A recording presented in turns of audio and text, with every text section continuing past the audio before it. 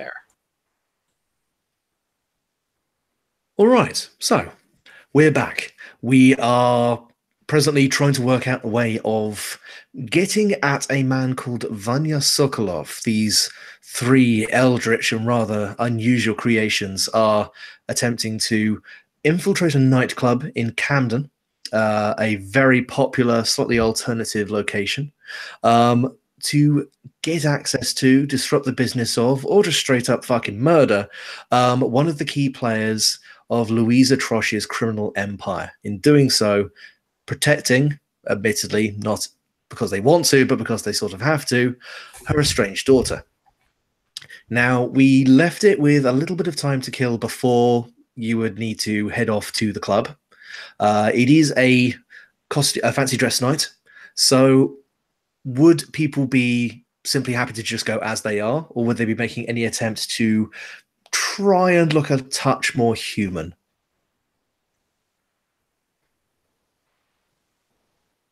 I can.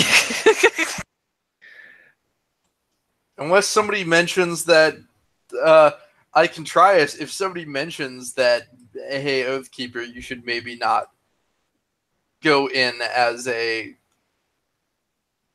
that. Well, this is the thing. Oathkeeper especially. How obvious is it that there is nothing inside the armor?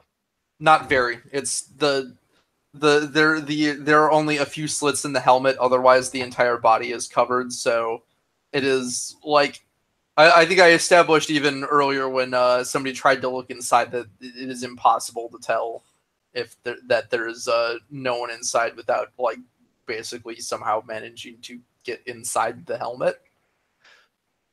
That's fair enough. That will work absolutely fine. Atreyu at some point will come over to you, kind of almost raises his hand to almost wrap on the armor, thinks better of it, puts his arm back, and tries to get your attention just by coughing slightly. The helmet moves to look at him. Right. So I did mean to ask you this earlier. He points at the because you believe you have the Morning Star at your waist. Mm-hmm. Is there any way for you to make that a little less obvious? Just because this nightclubs, I don't know if you're familiar with them, but they have a slight no heavy weapons or weapons of any sort kind of policy. If you need, I am planning to he gestures over at a table where there's a handgun with a odd oscillating chalk outline made around it. I'm just looking to stash something in there if you need anything going in. Sure, he will silently hand him this Morning Star, which is probably like very heavy. Yeah, it kind of takes it into his hands and then sags as he does not expect it to be anywhere near as heavy as it actually is. Because okay, right, very carefully waddles over to the table, clonks it on there, steps back, looks at the markings he's made, and goes, shit. Starts to erase them and expand it to fit around the Morning Star as well. Have you seen where those other two have gone? He's looking around. I am right here. Oh, well, there you are. Sorry. She says, having been on the ceiling. Right. There really need to be some annotations in your part of the book. All right, fine. Annotations? I probably shouldn't be talking about that. Don't worry about it. No. You'll speak of it. Fine. He gestures over to where his book is open now on the table. It's already flipped over to a similar selection of sigils and symbols. She dropped from the ceiling where she was hanging upside down, and walks over and just like kind of looks at it like it's this foreign thing to her. Yeah, if you just please don't touch it. He kind of starts skimming very gently through the pages as Why? Xenobiology. Here we go. And flips it open to a page. And could you give me a feel nothing roll? As what you see on the page is a dissected anatomical drawing of one of your kind. Ooh, feel something though. Ooh. I feel something. I need to pull up the basic moves. If you wish, you can elect to fail, but I will take a hard move.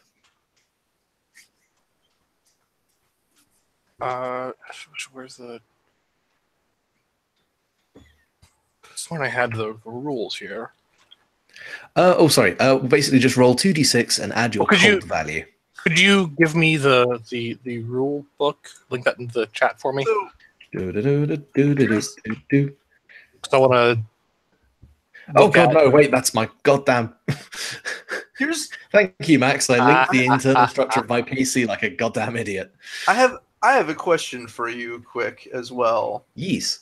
Looking at the feel nothing move, if say Oathkeeper would try to pass as something less obvious, would that actually be a feel nothing because it is suppressing his true nature to those he does not wish to reveal it to? I would say so, yeah. All right. Feel nothing would be more of a social situation. Remain composed would be more along the lines of not wanting to let a tell slip or something like that. Okay, that was the thing that I was looking at is remain composed versus feel nothing. Okay.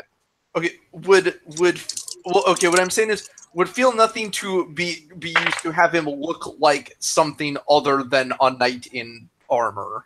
That would be more of an influence. Okay. Influence in terms of yourself. Yeah, in terms of trying to be human, you have influence for your physical appearance, and you have feel nothing for repressing your monstrous nature. All right. In that case, I will. Well, if I can very quickly just take care of what. Oh yeah, go ahead. How Echo is about to react to this. I got a 7, so I pick one from the list. Mm-hmm. I'll make a scene. Fair enough. I'm assuming she's just like, what is this? What? Like I said, this is where I got the information about you from. It's a full breakdown of. Where is this from? Who did this? I don't know. Look, it's the guy who made this was. Well, it's kind of a group effort. The idea is you fill in pages while you use it, and then you return it, and then because of the information spreads. And my brood will consume them all. I don't know. He kind of starts to protectively kind of tug the book back towards him. Look, it's fine. It's an old drawing. It's probably done by some guy back in the friggin' Renaissance period. You don't have to fly off on this. It's fine. It's fine.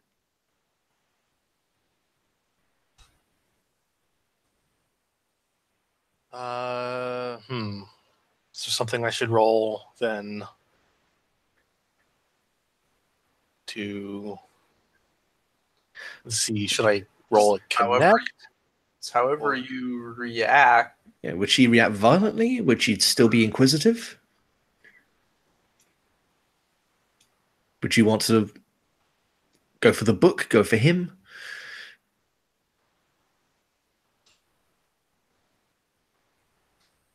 And possibly, let's let you think about that for a second and go back to Zach. This can be happening kind of in the interim. Okay. All right. Which is fine because the Oathkeeper doesn't really care about what's happening over there. The building could be on fire and Oathkeeper would like, if he breathed. I mean, it is only a minor inconvenience to him, if that were the case. The Oathkeeper is going to try and reshape himself. Okay. Let me see how this goes before I describe what I'm going for. Very poorly. That's a 2. Excellent. Now I will actually give you a choice here. Yeah. Because I will elect either. I will pick 2 of those, and you will have issues, or you can get it flawlessly, and I will hold a hard move. Ooh, which is more interesting? Well, how about this? I'll tell you what I was going for with his appearance, and you can tell me what you think is more interesting or appropriate. Go for it. What he was going to do is he's basically going to be like, the next time you look back where Oathkeeper would be, there is a figure wearing a long dark jeans and a hoodie with the hood pulled far over the head.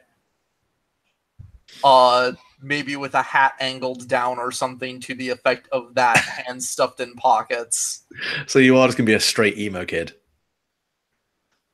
Less emo and more like street kid. That is totally fine. I have one question for you. Basically, the idea is he's wearing something that is also very features hidden for the same idea, but it's less standout-ish. That's totally fine.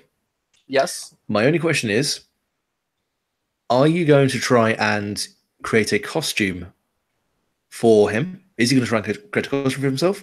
Or there is a box full of assorted, rather cheap-looking costumes over to one side. He can always just grab one from there and throw it on, and it will look exactly like someone wearing a costume. Oh wait, this is supposed to be a costume thing? It is a fancy dress party. That's right. Never mind. He wouldn't bother doing that, because then the big thing in armor is not as standout-ish. Sorry, I was thinking I forgot it was a fancy dress party. My bad. So how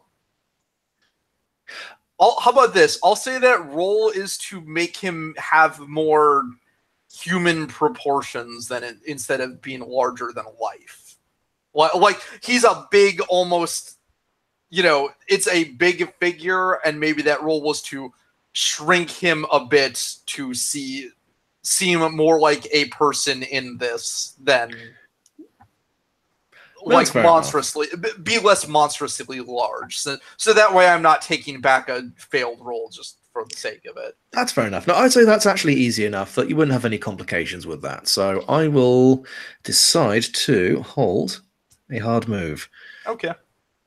To just give hard moves a bit of context, I like to use these as a narrative bit of ammunition. I have various moves that characters can do, and I can utilize hard moves to activate them. Trust me, they're not nice. Okay.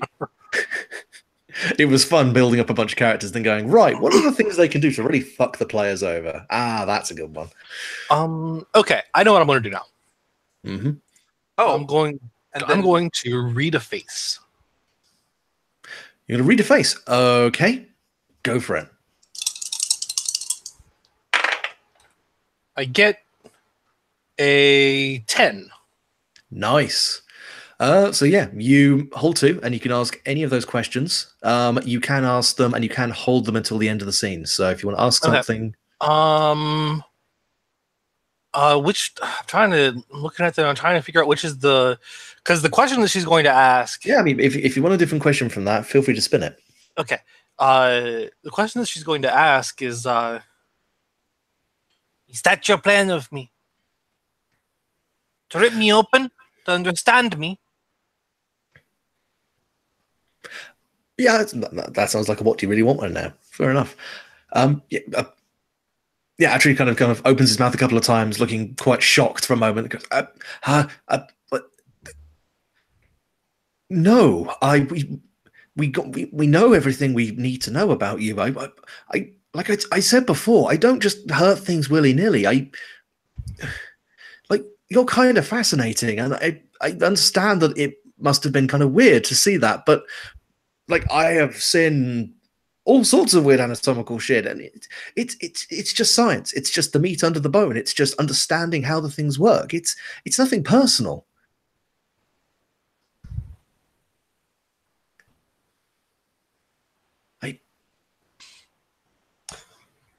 And then I think the other one will be.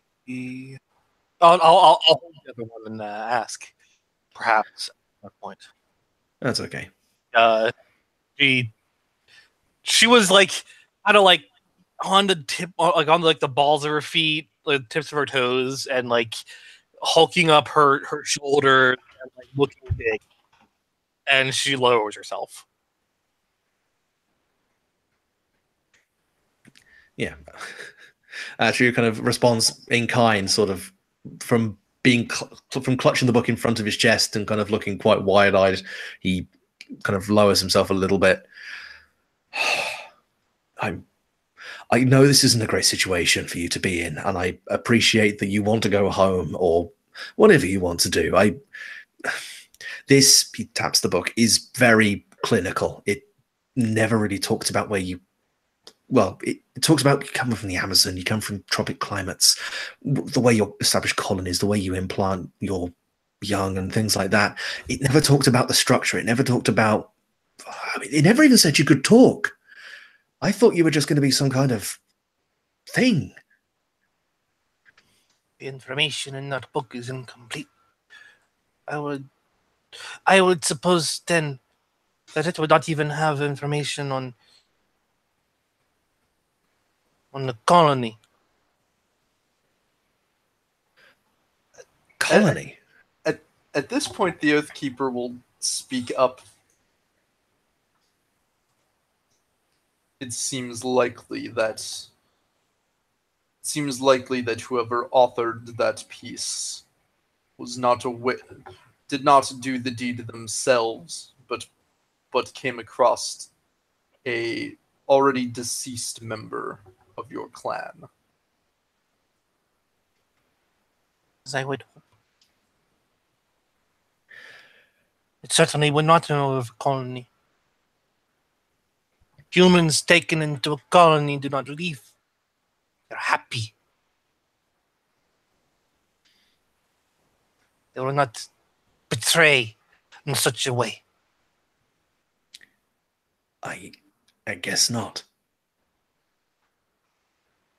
Maybe after this is done, maybe we could like clear this up.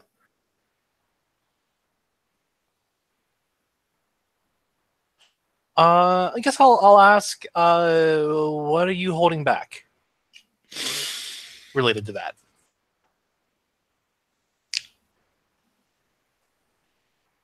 He sees this as an opportunity to fulfill a bargain of his own. As if a big chip has just fallen into his lap.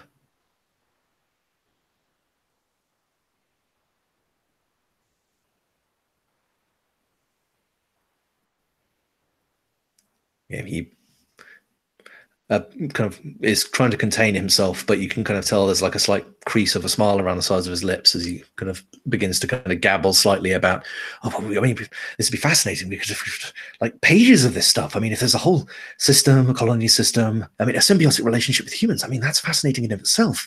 There's so much here that we could redact, we could correct, and yeah, I mean, that'd be amazing. Yes.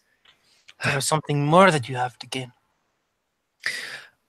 I mean, this is the idea for the book. I mean, you give the book information, and it gives back. You don't just read from the book. It reads you. And there is something you're looking for from the book.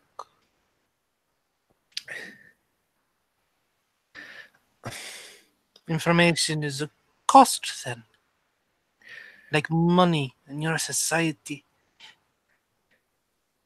Everything has a price. The means change, but the nature of the bargain is the same.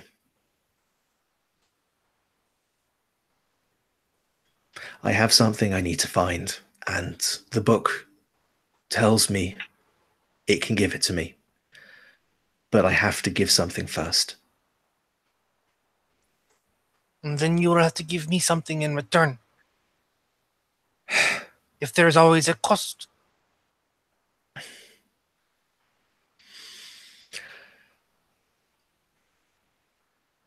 Could you give me a charm roll? Sure.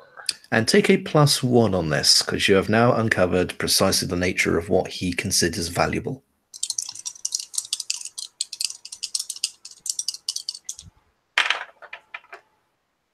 Ooh, boy. Okay.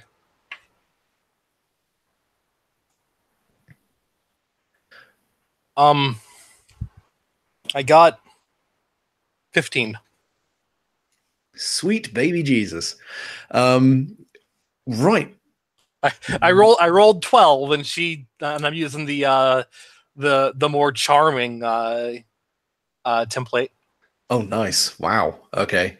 Yeah, in which case, what do you demand of him in return? Can I hold it?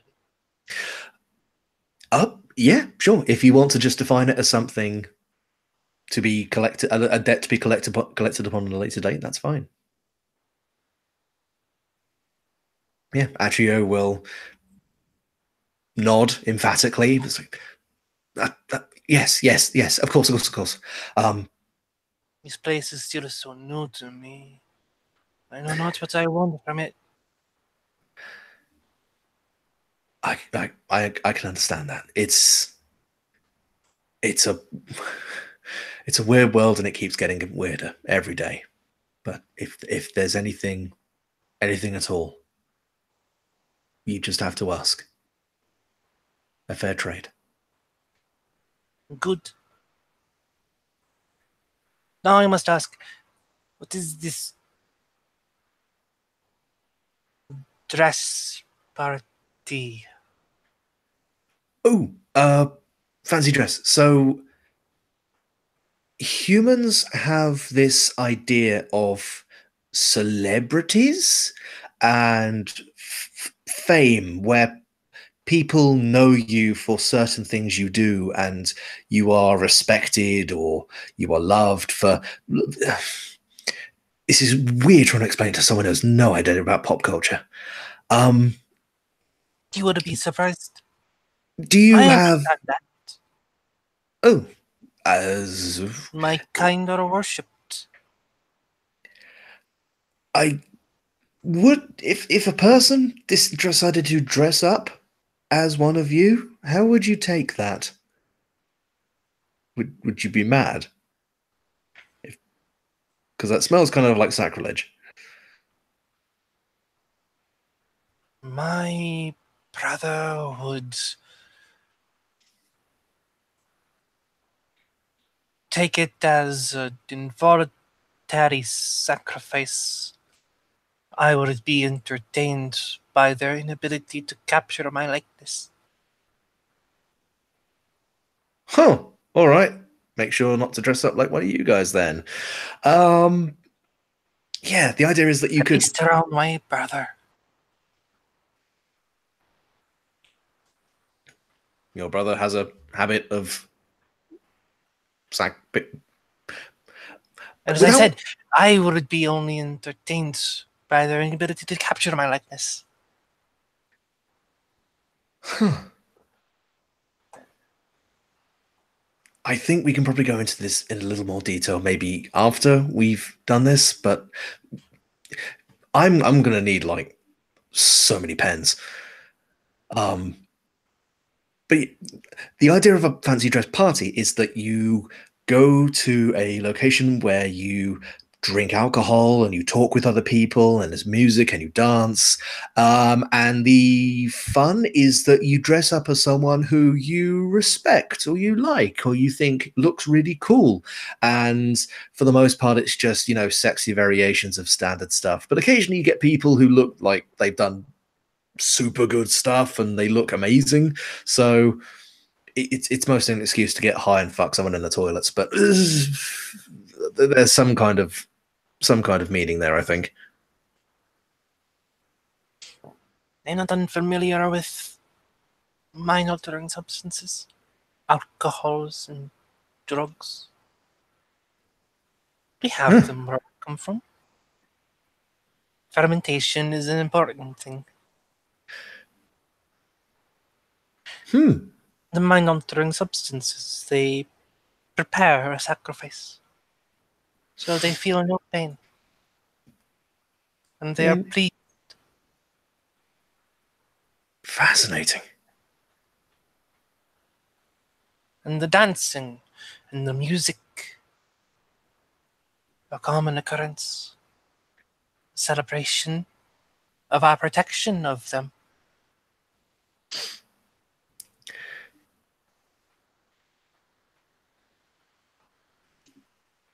Well, I guess then this will be kind of familiar to you then.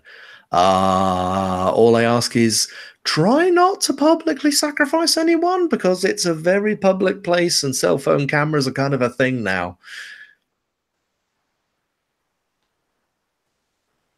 So if It would be disingenuous for such celebratory sacrifice without my family or without a colony of my own.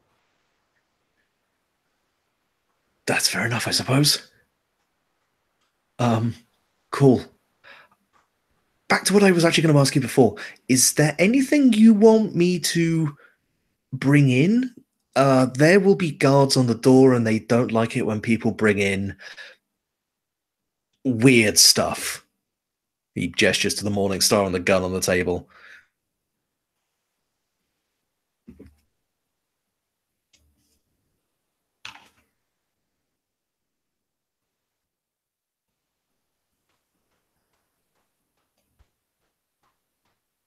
Everything I have is under my Titan.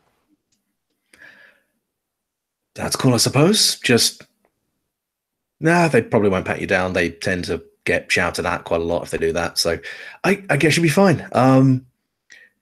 Cool. We will continue this later. But right, you're good.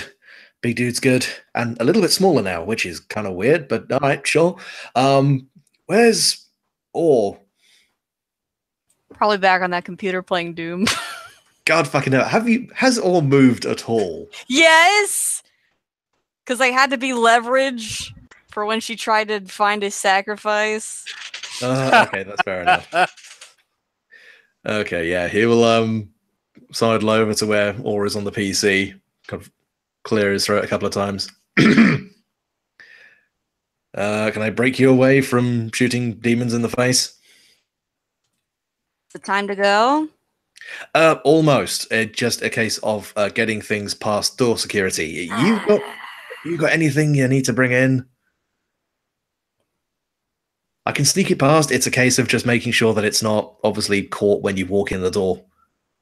How do you mean? Metal detectors and pat downs. So, I mean, it's fancy dress. People are going to be walking around looking a bit weird, but people are going to take exception to, swinging a knife around in a nightclub. Oh, so you want my knife? I mean, if you got nowhere, if you not got some kind of magic pocket to stick it in, he shrugs. Do I have a magic pocket to stick in? I mean, does the weapon have any kind of tag that you could spin in that way, or apart from low gurgle? It's the gurgling knife. Just oh god. Stop stabbing him in the throat, my god. It's the noise that they make when they really don't want to do something. No, the only thing it says is silent, so that's fair enough. So I mean you could use the knife is quiet, nobody's gonna know it's there. I mean that's good. Like you could probably use it in the club and no one would probably notice. You could take it into a library, I guess. Yeah. As long as you don't get any arterial spray on the books, you're fine. Just lay down the top. Yeah. So yeah, he will he will gesture back to the table and go, if you just put it all in there, then I can bamf it into a location I've already set up inside the club. All right. You know those scenes in movies, TV shows Are we basically tell you to give me all your weapons, and they just keep pulling like knives out of places where you never thought there could be? I just imagine the Joker scene where it's like knife, knife, knife, knife, potato peeler. What the fuck? Yes, exactly. In fact, there's that knife from the kitchen that we passed earlier. Yeah, when he gets to that, he's like, "Hey, that's mine." Oh god damn it! All right, fine. There's pocket knives, butterfly knives, a butter knife, a meat cleaver. Hollow handle butter spreader. Bone knives, obsidian knives, rainbow knives, a pen knife, What does this one do? cuts. But it is so brightly colored. Is it meant for a purpose? It cuts with style. Atria picks up the rainbow knife and gives it an experimental swing and leaves a little glitter trail. Wow, that is oddly kind of disturbing. Anyway, I'm going to put all this on the... Oh, I'm going to have to make that sigil so big. Okay, fine. He very carefully heaps it all up into his arms. as carefully as you can hold a bundle of knives. Yeah, you're getting poked and pricked everywhere. In Ow, fact, if a ow. little bit of blood comes out, I don't know, maybe the knife like swallows it or something. Anyway, yeah, he waddles over. Thank you for your contribution. What? All right, fine, whatever. Just drops it onto the table. All right, let's do this again. Opens the book up back to the way it originally was. Draws a very large, exaggerated sigil around the entirety of it. When it completes, it starts to almost cause like a little haze.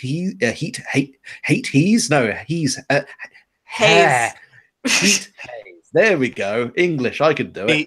I honestly I like a hate haze. Just fuck, and then it goes. You know what? Have you ever just sweared so loudly that everything gets blurry for a bit? You know what? Yes. He actually kind of looks at this and goes, right, this is the bit that sucks. Takes his shoe off, closes his eyes, walks forward, and stubs his toe very hard into the corner of the table and goes, motherfucking shit, piss, cock, ass, hopping around. And the haze around the table, it vibrates to a point and then just goes and disappears. And Atreyu is left hopping around for a few seconds going, did it work? Did it work? Oh! That's the good magic. Oh! That works on hate and anger and pain. It's theoretical. There's magic about love and greed and all these other kind of things. Annoyance, apparently, is a surprisingly underused resource. Oh, and I'm starting to see why. To be fair, the guy who discovered this was pulling out clumps of his own pubic hair, so I guess this is slightly less bad than that. Look, have you ever tried to pilot an annoyance-powered broomstick? It's mostly sandpaper and thumbtacks. Ugh. Stopping on that thing is unpleasant. But anyway. Whew, right. Now, the thing is, this club is kind of not boat accessible, so are you guys all okay to get in a cab? Like, are you guys okay to get in a car? Do you have cab fare? He kind of reaches out underneath the bag, reaches underneath his cot again, pulls out a second quite similar looking bag full of money, pulls out a fist load of it and goes, that will probably do. Fist just shoves it into his robe and goes, yes. I would just like to say as well, that cost me a fuck ton, by the way. I am not made of money.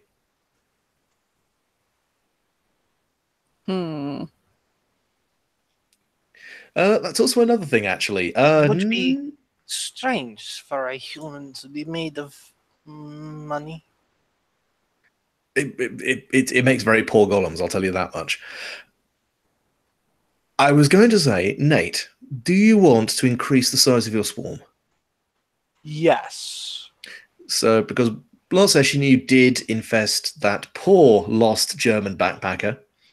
He was trying to find an S&M dungeon, and No. He was trying to find the London Dungeon, which is a tourist attraction for waxworks.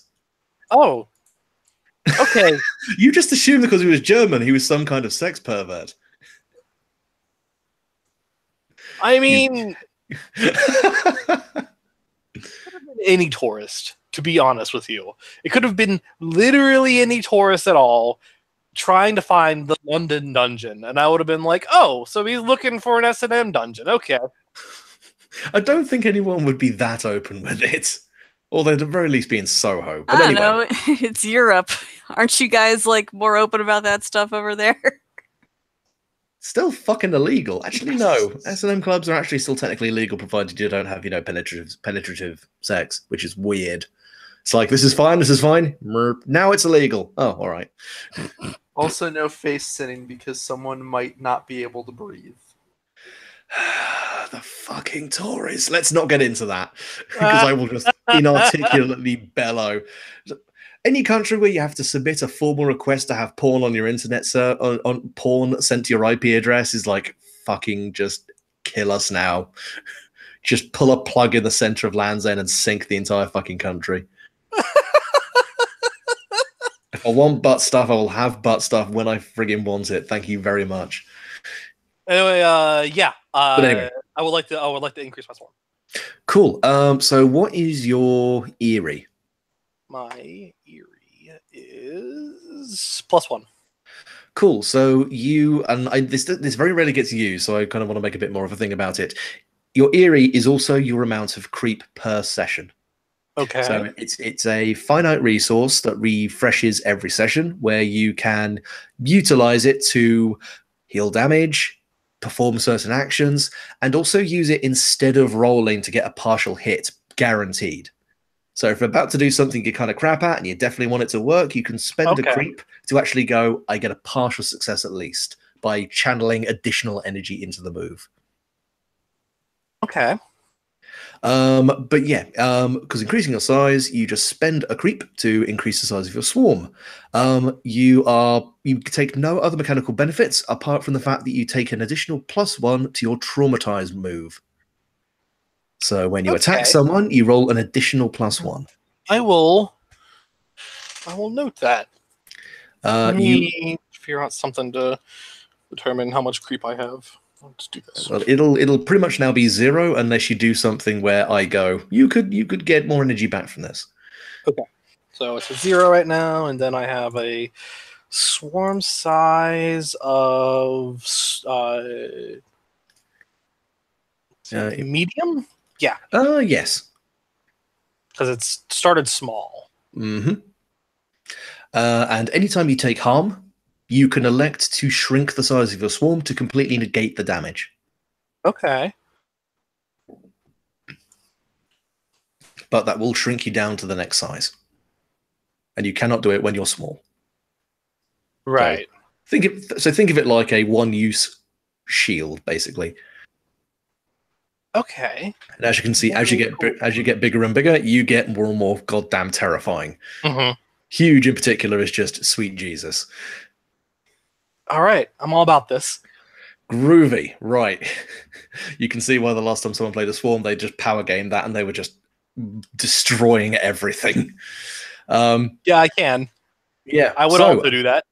So if other people are all ready to go, we can... Echo will specifically say, though, Atreyu. Yo. You must find something for me, something for me to wear at this dress party. If it is that I am supposed to. I mean, you kind of look okay, like, in that? He's like wearing like winter clothes. Oh, winter clothes and a toboggan. I guess so. There is, he gestures over to this kind of a large cardboard box. He goes, there's a load of costumes in there. I guess I could find something. She will await, because that's what you have human servants for. Now, I'm going to ask you to maybe we'll start with just one question. What kind of tone, what kind of thing would appeal to Echo? Would it be like the color, the material, or would she be more aware of what the costumes would imply? Color. Fair enough. She would be interested in color. Texture means nothing to her. Of course, no, Triton. That makes perfect sense. Like she's mostly chitin like in the creases between like the forearm and bicep, like where the elbow is, like there's soft flesh there, but like otherwise, it's almost entirely chitin. That's fair enough. And would it be lighter colors or darker colors? Kind of very intense pinky purpley greens, or would it be darker blues and blacks? Let's see. Or would one color particularly be like more immediately preferential? Let's say reds. Reds. Cool. And heads or tails? Tails. Right. He pulls out a sexy demon outfit. Well, sexy devil outfit. It's a onesie with a hood with little soft horns on it. It's kind of slashed down the front. It's kind of a navel hugging kind of V cut with a little pointed tail and a plastic trident. He kind of looks at it and immediately looks slightly uncomfortable at showing it to you. He goes, I mean, this, how about this? What a strange to peel your culture takes. Don't ask me. There's a sexy accountant costume in here. I don't understand why, but people just like this sort of thing, I suppose.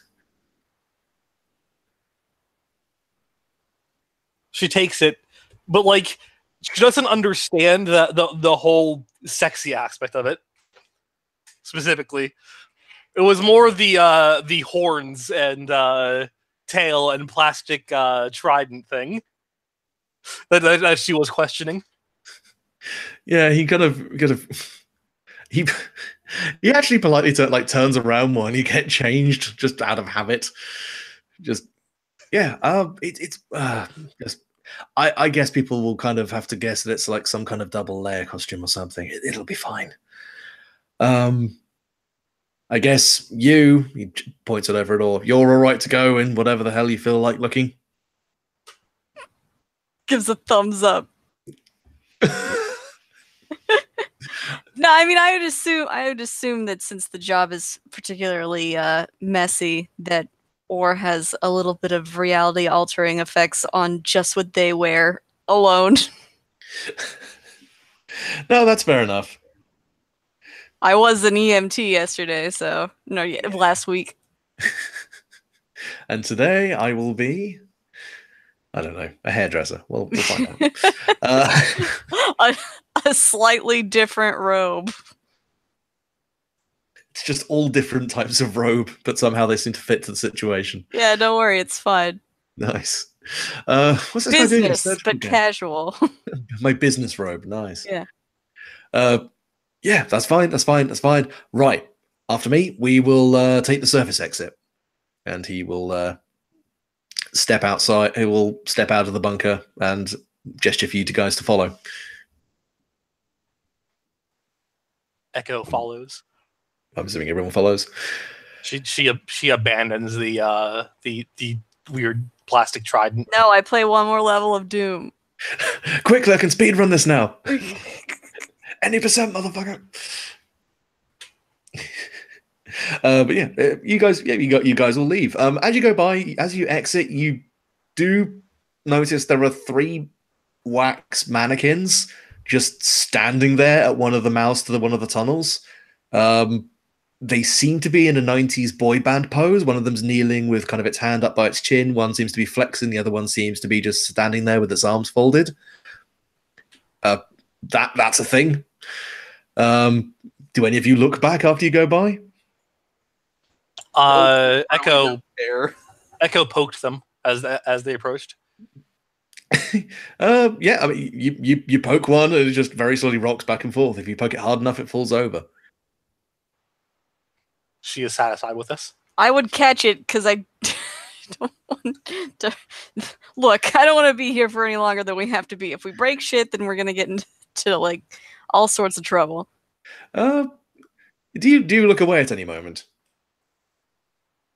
Yeah, I mean, I'm sure we all eventually do. Yes. Yeah, that's fair enough. I mean, at some point, maybe you blink or something, and they're just gone.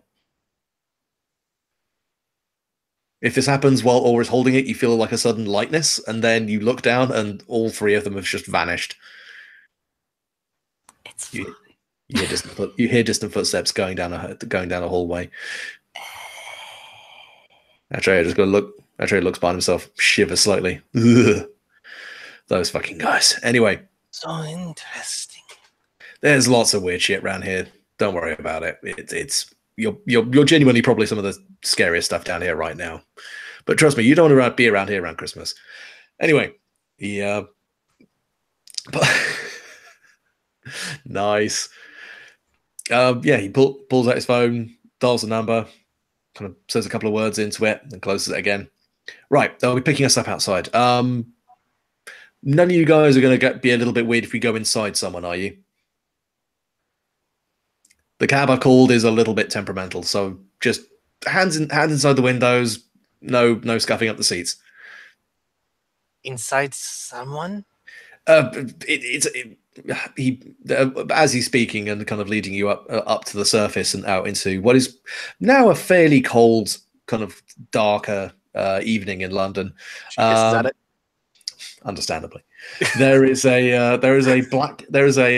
London black cab waiting inside a taxi bay, not too far from where you're standing.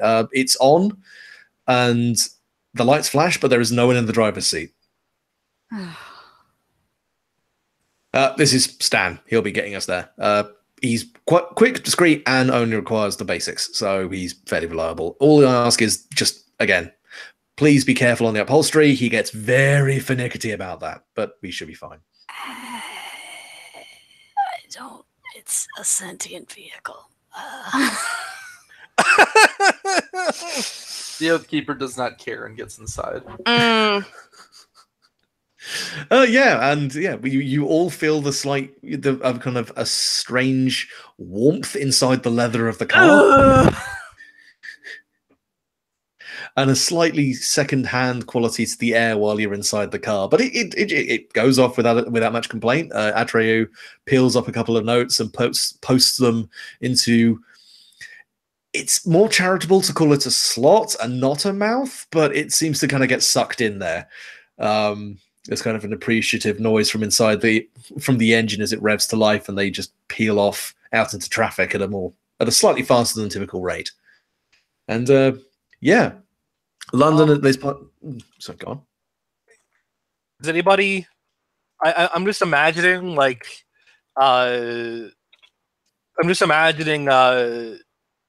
or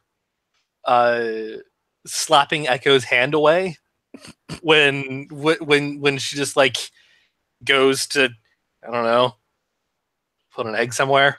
Yeah, I've become the most responsible party member. Please do not pupate inside the taxi. Probably because of my natural instincts of childcare. I do just love that Aura's like a cult-based millennial babysitter. I am an incredibly exasperated, constantly tired. Yes. Hey, the Oathkeeper is perfectly responsible for himself only. Yeah, that's He claims no responsibility over anyone else. That's fair. Which is a problem because we've all been soulbound. Yeah. I have to tell you what as far as he's aware, he does not die if you die, so... No, but you know who does die if we die?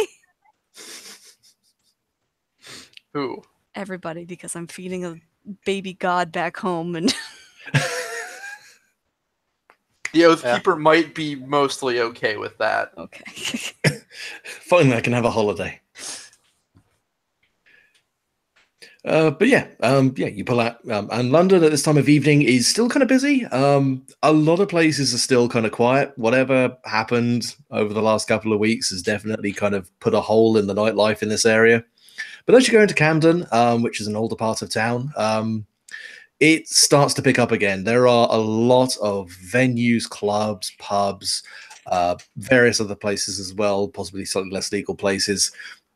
And as the cabs kind of slows down and pulls over to one side of the road, you can see the Camden underpass, which is as if someone just put their hand into the earth and scooped out a long lane below street level, filling it with red brick undercrofts and various other kind of street lights and fires. It almost feels like an entirely different place.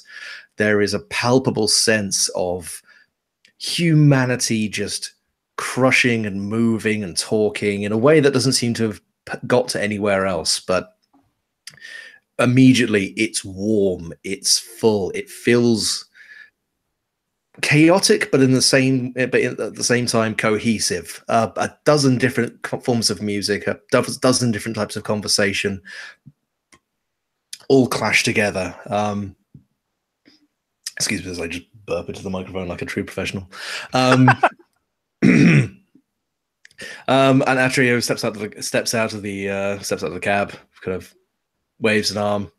Well, we're here. There is so much here.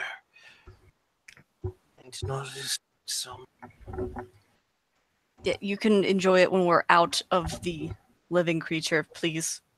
Yeah. Push. Yeah, you feel yourself slightly getting expelled. He slightly pushes you up and out of the car. It knows better than to actually try and push Oathkeeper out, but just patiently opens the door from your side. Excellent. You don't want to get a hernia or something. What creatures one of my kind could make with it?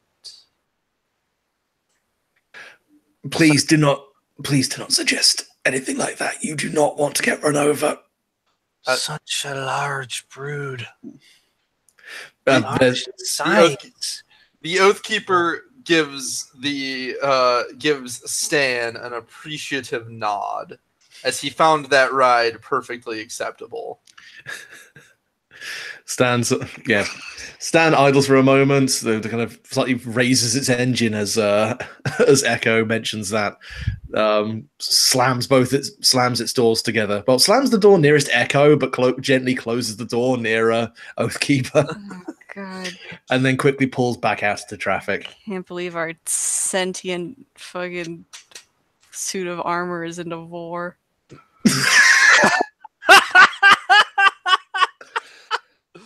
This is a journey of discovery I did not want to be on with you people. Does all actually say that? Maybe under their breath. Because otherwise that trio would be giving you some major league side eye. But anyway, he'll lead you down kind of into the kind of mass of humanity. And yeah, there are multiple different places down here. There seem to be various clothing stores, some tech places, food stalls everywhere. It feels like you're kind of walking into a place built upon itself several times over. But not too far from where you arrive, there is a building 3 stories tall, built into an underpass underneath the train track, with the legend "Tumble Down" spelt without any of the vowels, painted above a large metal doorway. It's currently half open, with 2 rather well-built, black-jacketed bouncers standing outside with the day-glow yellow armbands to signify that they're licensed, and a large queue of people in various states of costume and overdress, all egging to try and get inside. And as you guys are coming in, could anyone give me a P? No. Would anyone? I mean, I could, but I'll be a few minutes. Punch you in the face. Would anyone be trying to be noticed or to avoid being noticed? Ooh. I am trying neither. Fair enough. Also trying neither. Well, it is in my nature to not be noticed, so I'll probably say trying not to be noticed. In which case, could you all throw me a 2d6 and add your spirited value Okay. to it? Okay. All of us? Okay. Yeah, it basically is a case of if you were going to, then extra things would be used, but if not, then just flat. 11. 5. 6. Fitting. Spirited is not a good stat for the Spirited is a stat for me. I rolled a 4. Well, the people who screwed up can take an XP, which is always useful. up to 3. 2 of them failing the last 2 rolls I've made. Yeah, you kind of hear overhear some comments being made by people in the queue who are looking at you. A couple of people seem to note. Well, quite a reasonable amount of people notice Echo, but immediately start gossiping about what are they trying to do? It's like, someone trying to do like a cosplay, but they lost half of it. Like that looks so dumb. God, like whatever happens, it's just less is more, you know. And just various other kind of things which are kind of attracting some rather negative attention. And the same is going for the people looking at Oathkeeper, like, man, overdressed much? Like, how are you going to dance in that thing? That thing must weigh like 50 pounds, like plate armor. He's never going to get in wearing that shit. Just very briefly, what are you actually wearing? Who are you wearing? Prada.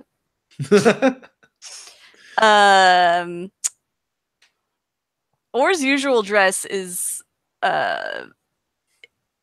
black to dark red robes and a flat mask usually with some kind of eye design on it to signify that they are the part of the god that is awake. And so probably nothing too different from that. Maybe like a little fancier. Fucking Louis Vuitton robe. that is totally fine. So you guys are going to stand there with that trio kind of awkwardly fiddling at the corner of Did his... anyone wear anything to the Met Gala that was cool? Let me look. Met Gala. You just come in looking like Rihanna, just fucking glam poke. You look so strong. God. Did you see the Met Gala this year though? Yeah, there were some quality costumes. I Google Met Gala, I get a chihuahua dressed up as the Pope. Okay, so that was the theme of this year was heavenly bodies, so they had to show up dressed in some kind of religious wear. Yes, my God, look at Rihanna. Yes! Sweet Jesus. Look, the photographer behind her is clearly having a religious experience. Just, oh my God, look at her. I die. Yeah. Anyway, something like that. Something that would make the Met Gala be proud. Excellent. Well, the crowd seems to kind of take notice, and then a bouncer kind of looks at his clipboard, cocks his head slightly, kind of waves over at you and goes, miss? Kind of beckons you over. I'll assume it to mean me. And I'll come over. It's a kind of larger, heavy-set guy. Looks like to be in his like late 50s, unshaven, but like very well put, kind of very well set together. It's a living. He's kind of squinting at his clipboard, and goes, "Are you Viv Gascoigne? I think we're expecting you via the VIP entrance, but I guess kind of you got to look back up the other road. You got a cab? I mean, it's fine. Are these guys with you? It's said plus entourage.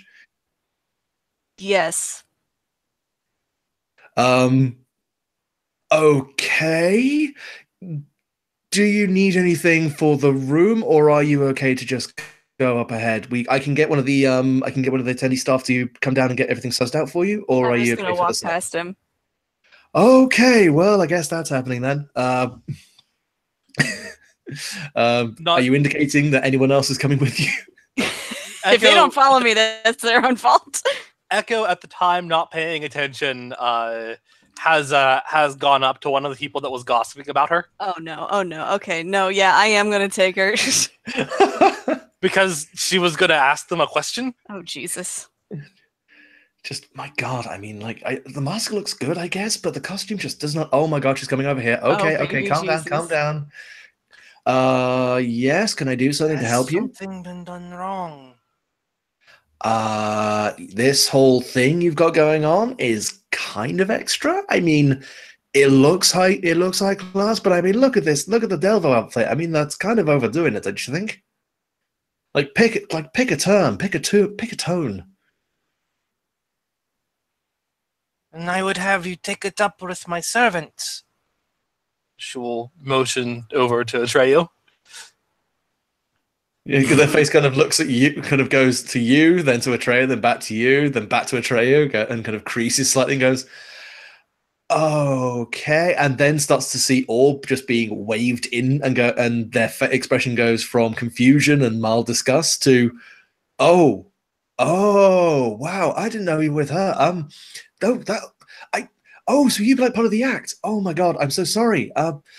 It's a really cool costume. I'm sorry, I get kind of jealous sometimes. So I mean, you guys couldn't I'm such a big fan of hers. You don't think that maybe we could get in on the Entourage Pass? That would be like super cool. Such a confusing human. Disingenuous. She will turn and leave.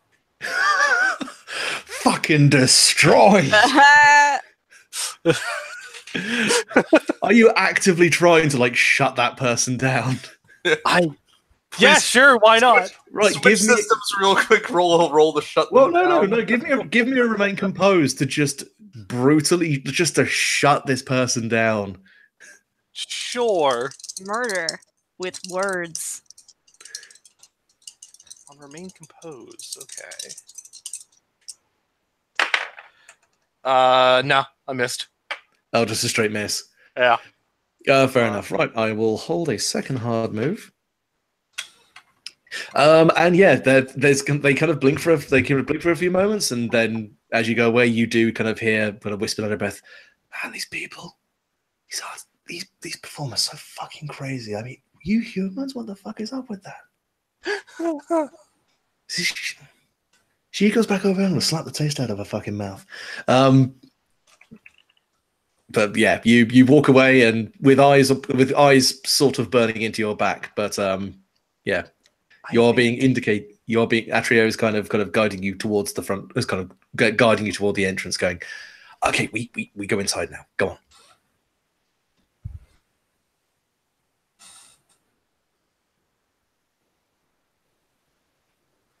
Yeah. I'm assuming I played it as okay. cool as possible to get us in here, but once we are in, I have no idea where we're going.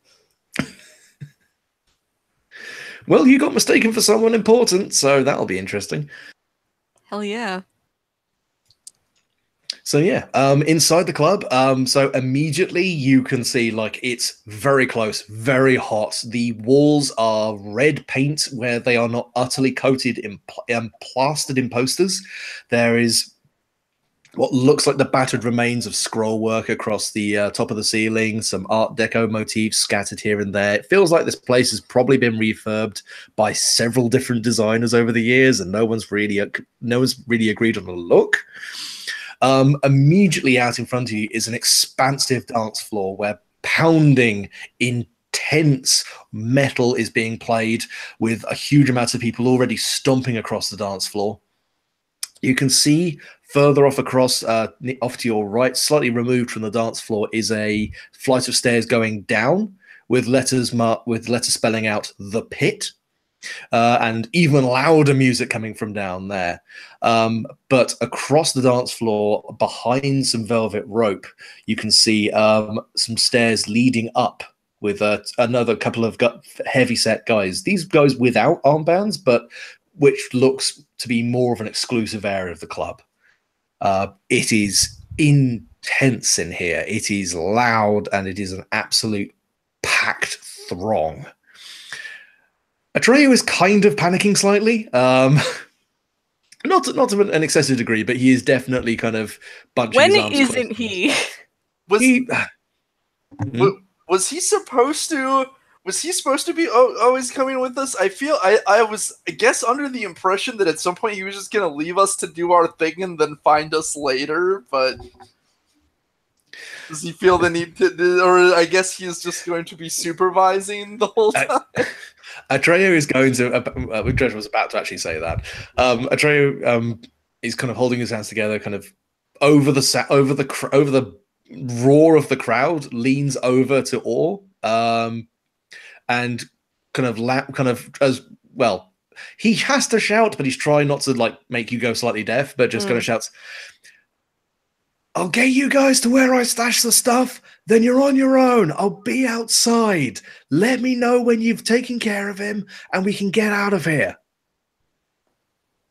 I'll just nod. "You're looking for a guy, Vanya Sokolov. He should be upstairs. There's a guy he's meeting with. I don't know if he's going to be here or not, but if he's delivering whatever he's supposed to be delivering, get that or get rid of it, whatever it takes, and it will cause massive problems for Trosh. So just try not to, kill everyone."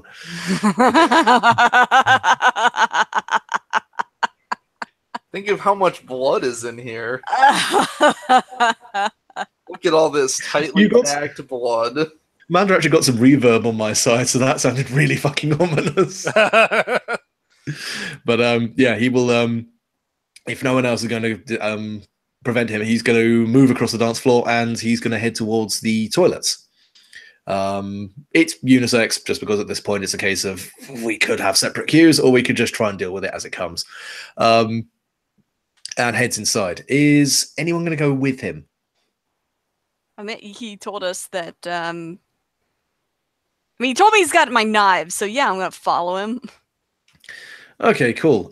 Could you and would anyone else be keeping an eye open, like across the dance floor, generally keeping their eyes on a swivel?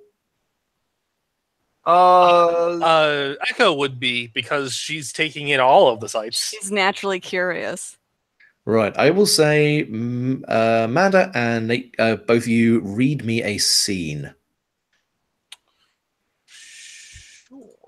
And you will be getting different answers for each of those. You will be getting different answers for these questions, so don't be afraid to ask the same types.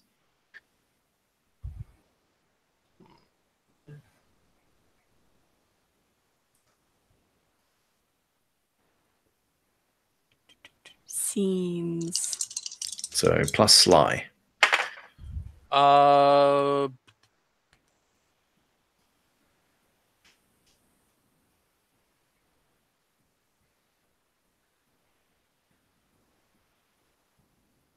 Nada. Ooh. I'll mark another experience, I guess. Yep. Hey, how do you like a 5? Oh man. Okay. I'm gonna have to give myself an extra token. Right. So yeah. I'm Echo's player is still looking to see what they want to use their advancement on. I mean, that's it's probably good you're about to start looking at your advancements. You might need them. Cool. So, man, I thought I just burnt those, and I'm actually getting them all back with interest. So yeah, Atreyu heads off to the bathrooms, and Orr follows him. While Echo is looking around the dance floor, and I'm assuming Oathkeeper, sorry, not Oathbreaker. That's his evil cousin. Leg breaker. Leg breaker. No, that's his cousin who just does mercenary work. Leg breaker is what Oathkeeper is called, and it has been called in situations where he's maybe had to deal with like one guy that he actually needs to kill, and then like a dozen dudes just guarding him. They tend to forget the guy who was killed amidst all the people with like shattered knees. So it's like Person of Interest, but with a flail. So he's not shooting people in the knees; he's just shattering kneecaps.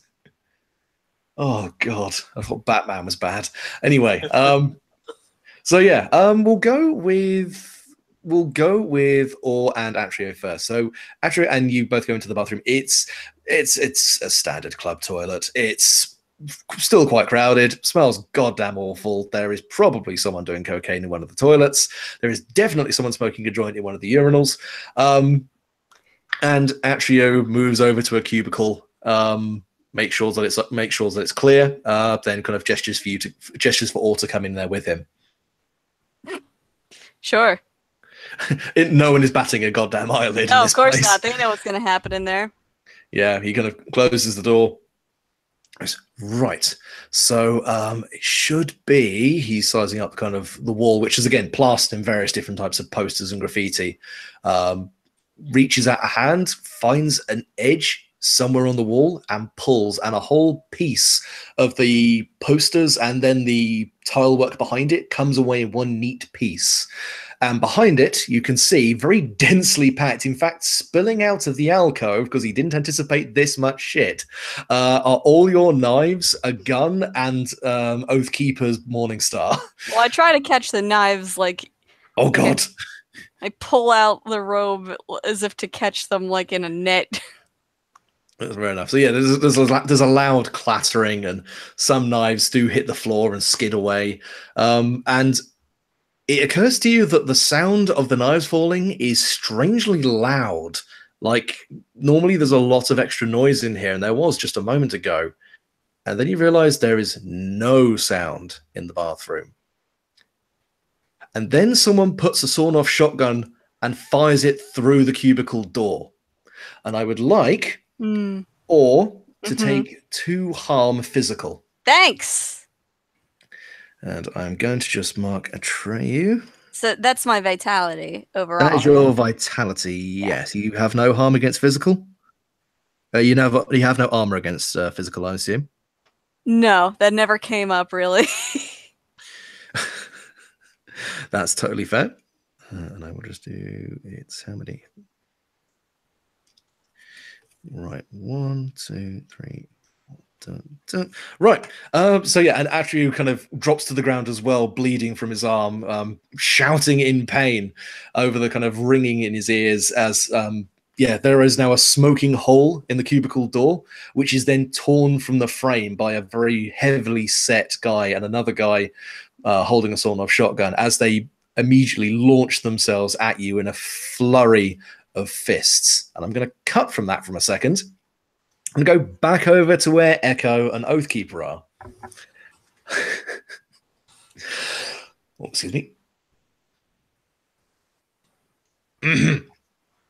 So Echo, you are looking around the dance floor. It's an intoxicating sort of area, and it sort of starts to make you forget about where you are for a moment. It's that same emotively uplifting feeling of togetherness and an amazing sense of celebration, but unfettered in a more intense and debauched way. There is this sense of sweat and musk and meat almost in the air, as if you were experiencing some kind of heady ritual. So you could almost imagine it's the way that the sacrifices would feel once they are under the effects of the substances they take before sacrifice. That feeling of elation and numbness almost.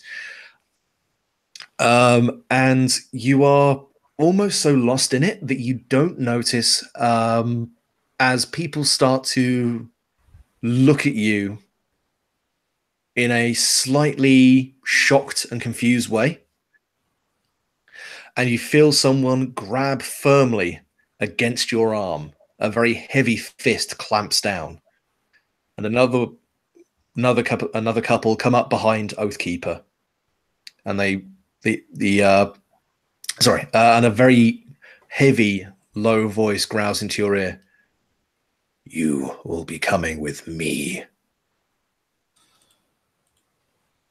Oathkeeper will turn towards this person and just intone, why? So you look, dare him, and basically dare him to try and make this an intimidation thing instead of giving him an actual reason. so you're going to so are you going to menace him, or are you going to? I think that probably is a menace. Yeah. Yeah, just you don't have to necessarily use total force. You just have to be Oathkeeper. Like, I've just been giving you guys a break by not rolling menace constantly all the time, really. All menace all the time. Yeah, let's menace this man. Maybe I can roll a not complete failure today. Yeah, that's an 11. Nice. So when you say, so what do you say to them? Why? He said why. He basically was like, which was basically Oathkeeper's way of saying, give me a reason that isn't going to cause me to throw you across the room. So I think the question I kind of need to ask is, are you looking to provoke them or make them back down? Make them back down, because here's the thing. He figures they work for the guy that he wants to go see, but he's not the kind of being that is going to be threatened lightly either. So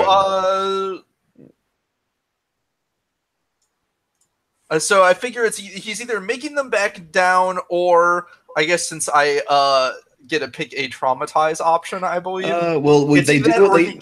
it's either that or he gets what he wants from the situation, which is a reason that he should go with them that isn't going to make him want to just hurt them. That's fair like enough. Even if it's just like, my boss would like to speak with you.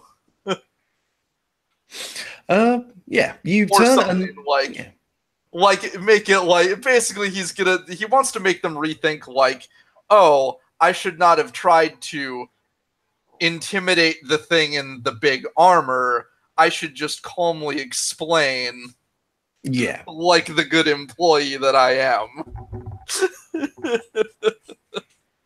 No, that's kind fair of what I'm enough. for. But whatever outcome you think is interesting too. No, that's fine. That's fine. Oh, yeah, that. Oh, so your name? Echo looks up to see who this person is. You look up and see a rather tall, rangy looking older man, blonde, kind of slightly streaky hair, completely gold teeth, with quite kind of heavy pock marks and scratches and old scars running all the way over his body. His hand in particular is inlaid with some very heavy looking signet rings. But the one thing that you notice more than anything else is he smells very wrong. He does not smell human. And he keeps a very level stare away from you and at Oathkeeper, and under his breath mutters, "We know what you are. You did not exactly hide yourselves well." Who said I intended to hide? And this is such a unique place to what I know. I wish to engage it. You will do no such fucking thing. The lady is aware that you want to cause her harm. And Mr. Sokolov is willing to make you a proposition, should you wish to listen to it. I will accept the proposition in due time. But I will engage this dress party first. For what it's worth, Oathkeeper has no interest in the party and says, I will hear what he has to say. The guy kind of scowls and looks back between the two of you, releases Echo and puts a finger to his earpiece, mutters a couple of words under his breath, pauses for a few moments, then nods slowly. Right. Big one. Take him upstairs. You, wherever you are welcome to enjoy the tumble down with all the benefits of a VIP. Try not to make a mess. He says it with dripping disdain and steps back with his arms folded. And yeah, the two guys by your side, the heavyset guys without the armbands, will gesture towards the staircase leading up and will indicate for Oathkeeper to head upstairs. You know what the funny thing about this is? What? If you were going to ask what Oathkeeper is doing, my response before this, my response was going to be waiting for someone to give a reason why he should do anything but just march to the stairs. So, FYI, Echo is going to so like Oathkeeper was standing next to Echo, right? Mm-hmm. As they turn and they're about to leave, she puts a hand on Oathkeeper's back, but not in a way that, like, as if she's like trying to prod him or explore whatever the hell would be under that. As a grub will crawl out from her forearm and will slink away and hide itself in the folds of Oathkeeper's hood or whatever. Interesting. Okay. Oathkeeper. Yep. I will ask Echo first. Are you trying to make this very clandestine, or are you effectively trying to make sure that Oathkeeper doesn't notice? It's okay if Oathkeeper notices. That's fair enough. Oathkeeper. Yep. You feel Echo pat you on the back, and then you feel something crawling up you. Yeah, he more or less figures what it is, and he does not react. That's fair enough. Provided you don't just go and flick it off or anything, that's fine. No. Out of character, I figure Oathkeeper is smart enough to realize, like, oh yeah, she's sending a part of her with me. No, yeah. In fact, he's actually for the first time somewhat impressed with your cleverness. He just otherwise he would have assumed that you care more about partying than their mission. Hey, game recognizes game. But anyway, with that, we will go back to the murder bathroom, where the melee is in progress. Right. You've been caught on the back foot, you've been ambushed and shot slightly, which was totally not fun. Atreyu is on the floor in a pile of knives, bleeding somewhat badly from a wound to his arm, while swearing. And there are two large guys, one of which is reloading a sawn-off shotgun, the other one is brandishing what looks like a tomahawk, but the head seems to be interestingly inlaid and is effectively trying to hack you to pieces. Not even here for 15 minutes and already. All right, here's what I want to do. Go for it.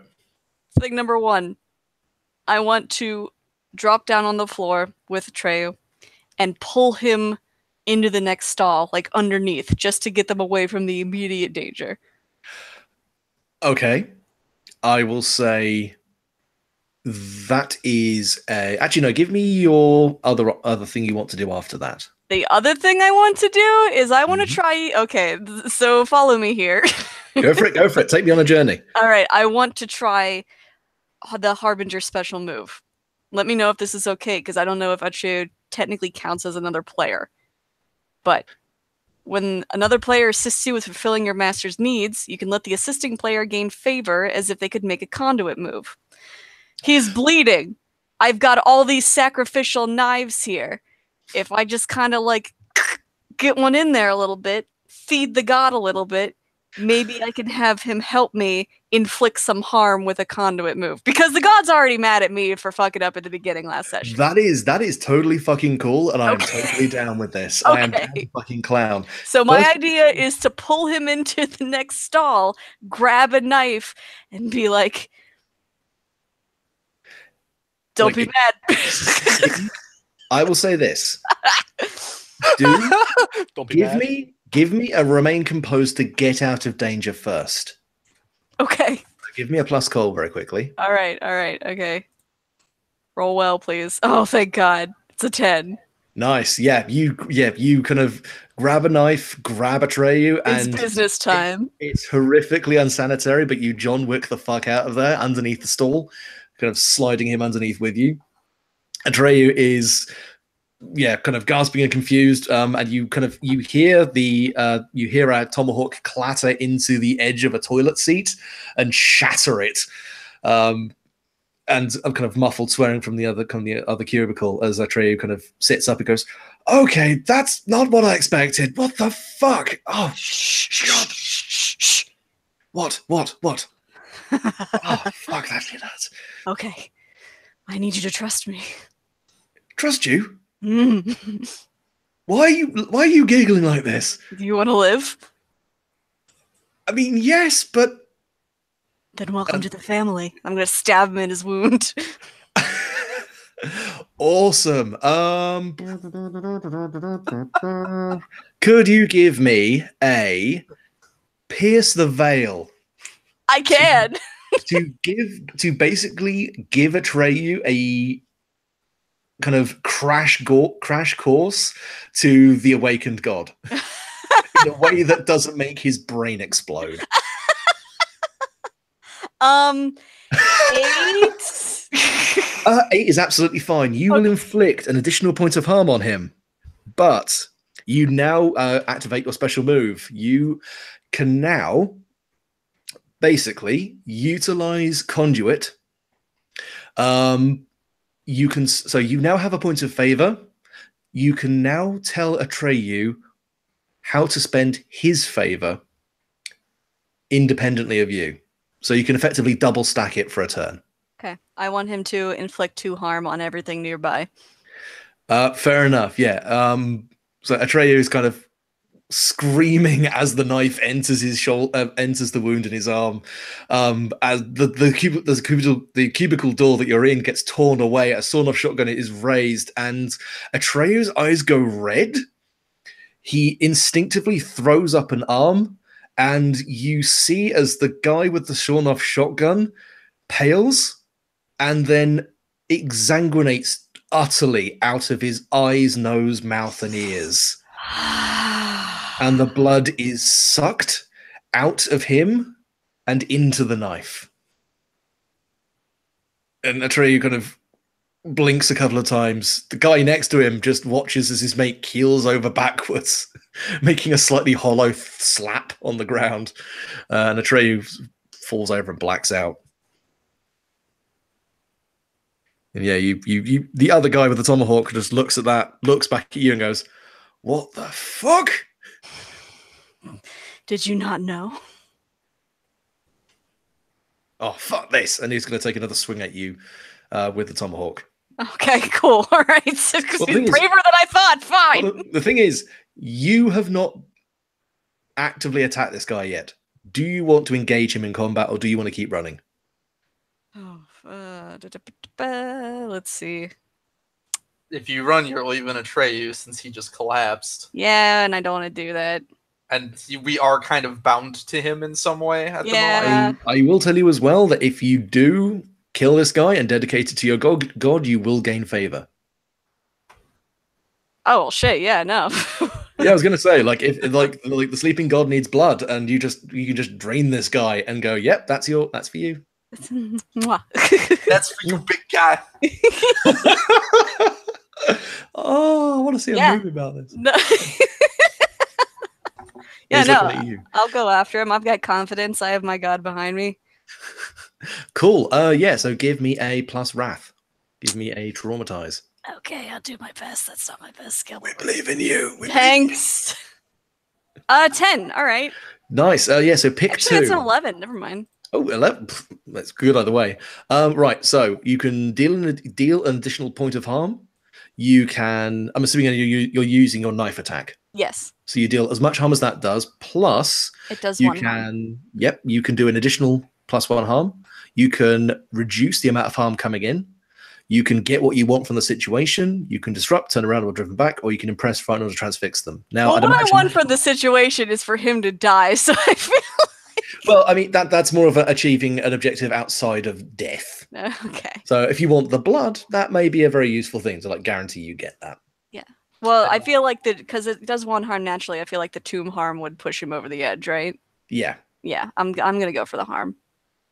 Right. If that's the case, yeah, She actually picks 2, right? you can pick 2, yeah. So Oh. You roll you 10 do an plus. additional harm, and then you can Yeah. pick another option as well. Well, I mean, I might as well get what I want. The Yeah, that's blood good. and That's the totally favor.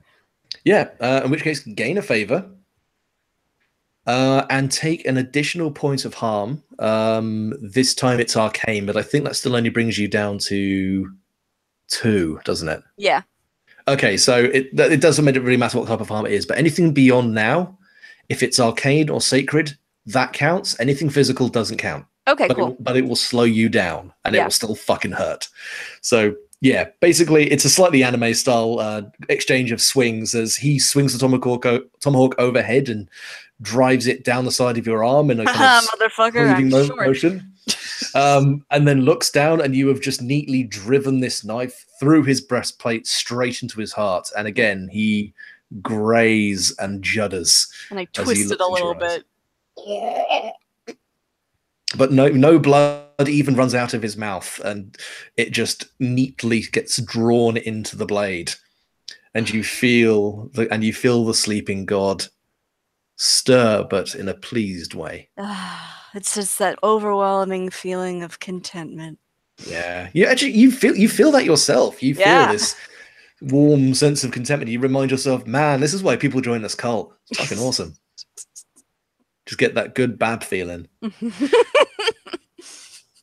Yeah, cool. So there are 2 corpses on the bathroom floor and an unconscious Atreyu, a shitload of knives, a morning star, and a handgun. I'm going to let you think about how you're going to get out of that situation for a few seconds. Well, mostly it's going to be putting the knives back on my person and going from there. Well, there's probably going to be a slight chronological jump then if you're putting all of those back in your robe. But yeah, we will very quickly hop back over to... Let's very quickly jump by Echo. So Echo is going to step into the crowd and, I'm assuming, have some fun? Or examine in an interested way what's going on? Like it's like, so here's the thing. It's dark in here, right? Mm-hmm. But there's also flashy lights. Dark, there's flashing lights. I mean, there's like low illumination around the edges of the dance floor, but the dance floor itself is just strobe. It's also like really warm in here. Yeah. And also really humid. Mm-hmm. I mean, it's humid, but, sweat humid. Well, it's still humidity. Mm. And she's kind of all about this. Like, No, that's good. That's damn. This is the kind of environment that like her brood would just thrive in. She's all about it, and so like she's just gonna see where like what is this thing about? Excellent. That's fair enough. Yeah, I mean, there are people all around you, and they're in various stages of costume and intoxication. Quite a few people are drunk. A few people are high. There are people there are definite pits of crashing, pushing people. But even there doesn't necessarily seem to be aggression as much as there just seems to be this exuberance and this outlet of energy. As people kind of fall to the ground, they're quickly grabbed by the arms and helped back to their feet. Someone kind of takes an elbow to the head, staggers slightly, and gets carefully guided off to the side. away from the action. There seems to be this sense of danger and this sense of chaos, but at the same time, a certain degree of camaraderie, of community that you would maybe not expect to see. You feel as someone sort of knocks up against you holding a drink and it splashes slightly across your costume. A young guy with a kind of floppy haircut and eyeshadow looks up at you and goes, "Oh, I'm sorry. Whoa, what the hell? Man, that is so cool. Where did you get that done? Oh my God." He kind of is looking up at you and kind of, hey, I'm Shane. Hello. Wow, you're even doing a voice for that. That's super cool. Yeah. Are you like with? Are you like an artist or something, or like body mods, or? Sorry, I'm getting these drinks for a couple of my friends. Are you with anyone today, or are you just kind of hanging out? I got some friends who would totally love to see you. I am with no one. Are you? Kind of points over to where there's a table, kind of slightly off to the side of the dance floor, where there's a couple of people, some men, some women, kind of drinking and talking. And he goes, "Is it okay if I like got a couple of guys who are there working prop management? They would love to see how you've put that together."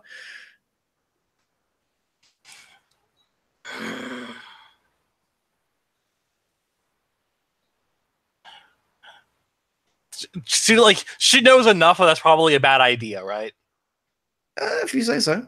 I mean, right? Like, has it been made clear that like she should not be? Pete, they've said don't kill anyone.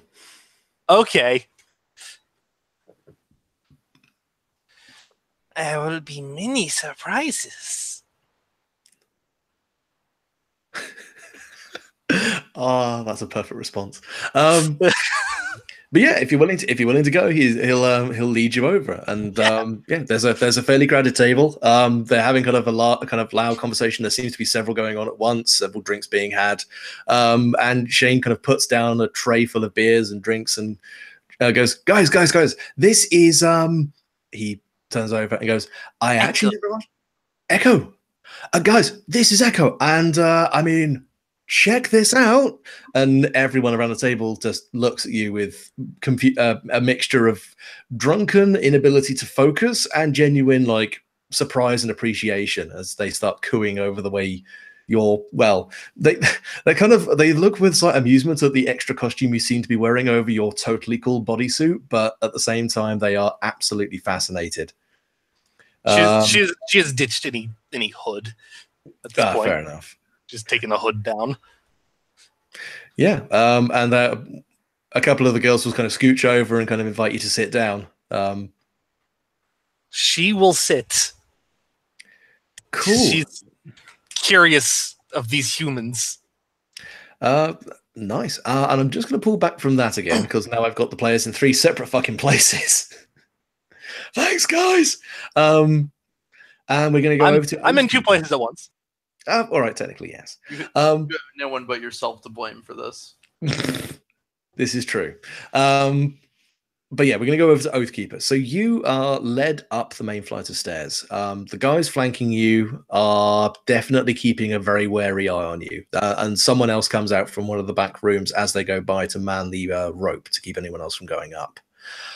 Upstairs, the tone and decor of the building changes drastically. It goes from deep reds and clustered, cloying architecture to high, clear ceilings, cool air, a light kind of purple on the walls and deep blue carpet with white kind of accents across the across doorways and furniture and kind of low sitting leather furniture.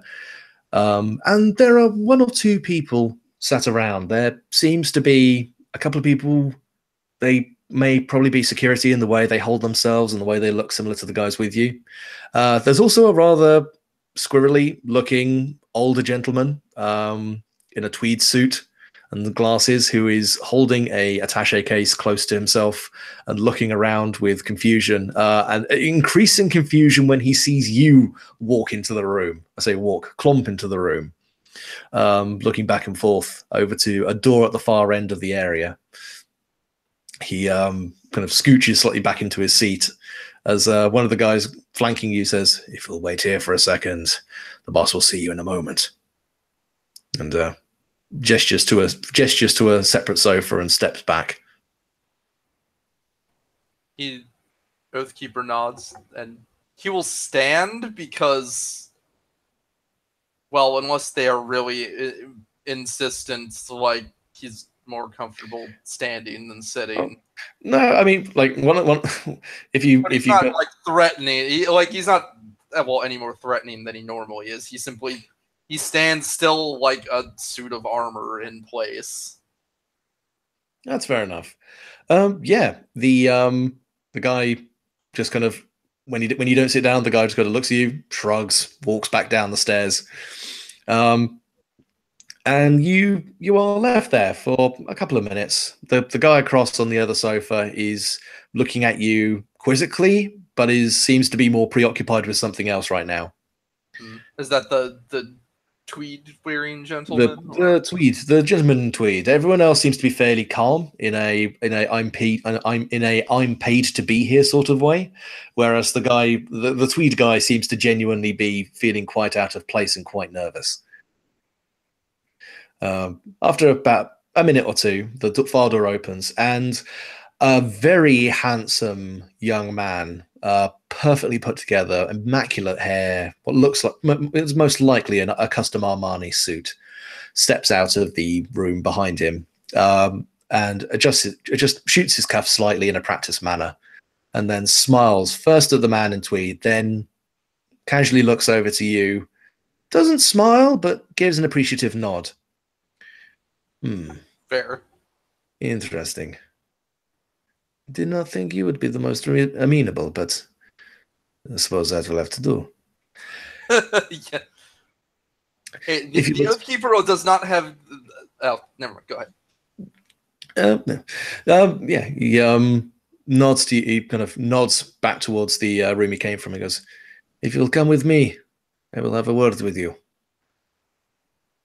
Come." Very well, and he will follow. And yeah, he leads aside, lets you go through first. And the room beyond is a fairly expansive office, maybe half the size of the room you were previously in. A notable thing is the amount of computer equipment in there. There seem to be servers, separate backup hard disks, what looks like a strong box, and off to one side, with an actual view of the main street, his actual desk and main laptop. Vanya casually saunters over to the desk and leans against it, casually just lights up a cigarette and holds it between two fingers. So, the daughter has decided to tip her hand and send even more of these creatures. Well, let it not be said we're not reasonable people. Whatever she has offered you, whatever she has in terms of leverage over you, we have means in order to make it go away. We are capable people. We are not exactly newcomers to this sort of thing. You may have met my colleague downstairs. He is a man of many talents. Few of them are pleasant. As we speak, Atreyu is being dealt with. He will be disposed of in the next couple of moments. What happens to you and your friends? That is on you. He gestures over to the computer banks. Here I have access to many interesting pieces of information, many rituals, many spells, various things that could help you break your bonds. If you would kill that which has bound you, we would be willing to offer you a way to break whatever magical wards they have placed upon you.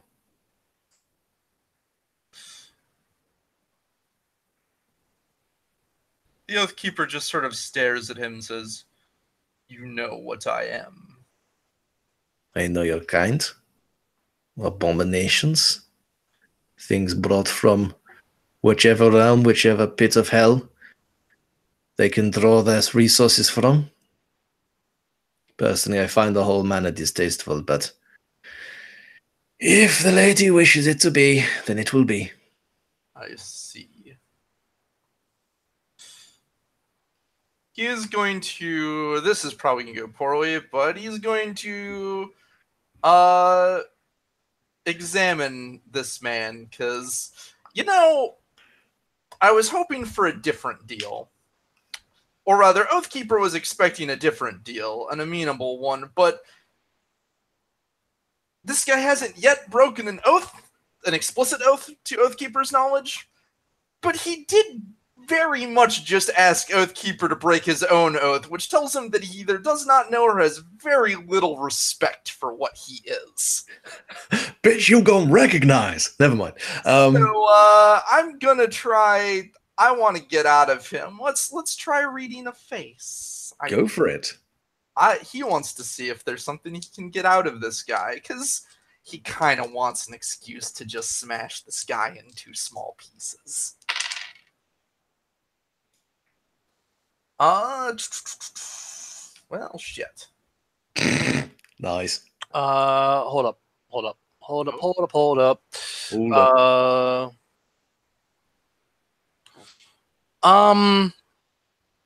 You're trying to size him up, right?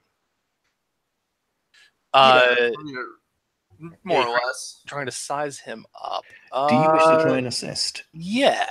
So read a face. So I will roll Sly. Well, I was going to say, when it comes to assisting, just roll 2d6 and add your I figured Sly would be the most appropriate one. add your Sly. Don't worry about picking any options. Just let me know what you get. Okay. 10. So he gets +1. Yeah, take a +1 on your reader face. All right, that brings me to 6. So I will spend a point of rage to make that a 7. Nice. The grub like whispers into your ear like a series of clicks that you understand for some reason. That's absolutely fair. The Ear in air quotes, of course. So I hold 1 and I can spend it during the encounter. It says, we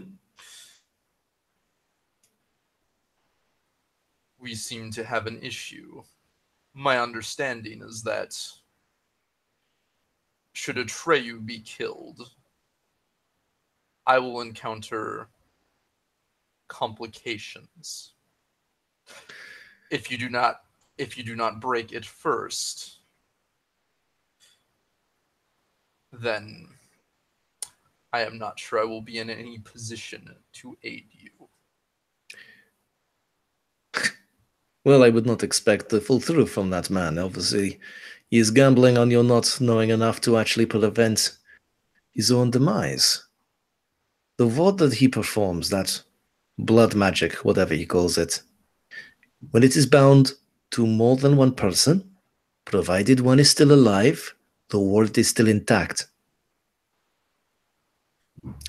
We are going to kill Atreyu because we can afford to, because he is an issue unless he is dead. Once he is taken care of, we will weaken the bond sufficiently so you can kill Maria without any complications. And then we will send you back wherever you want to go.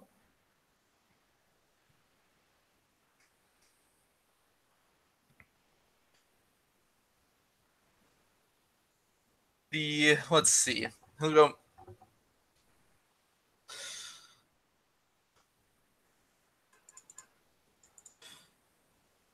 I have a counter offer.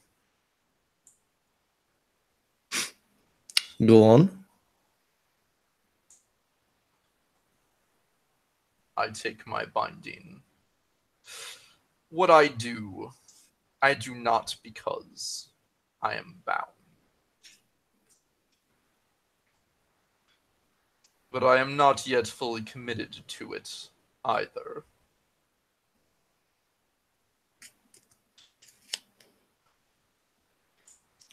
There is a man outside with a briefcase. He is delivering it to you, I believe.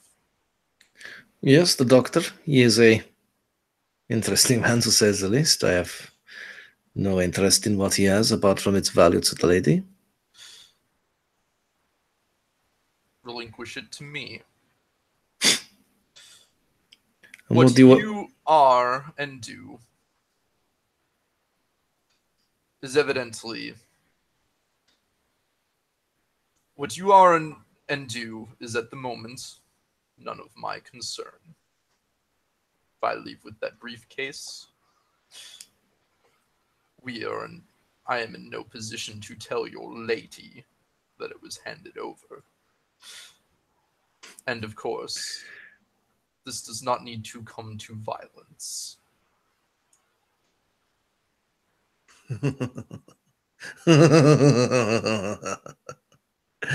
For a tin man, you have big balls. You think I would betray my employer? You fucking tin can idiot. What is in that case is worth more than my life, more than your life, more than every fucking life in this building. You think I give that away? Fuck you!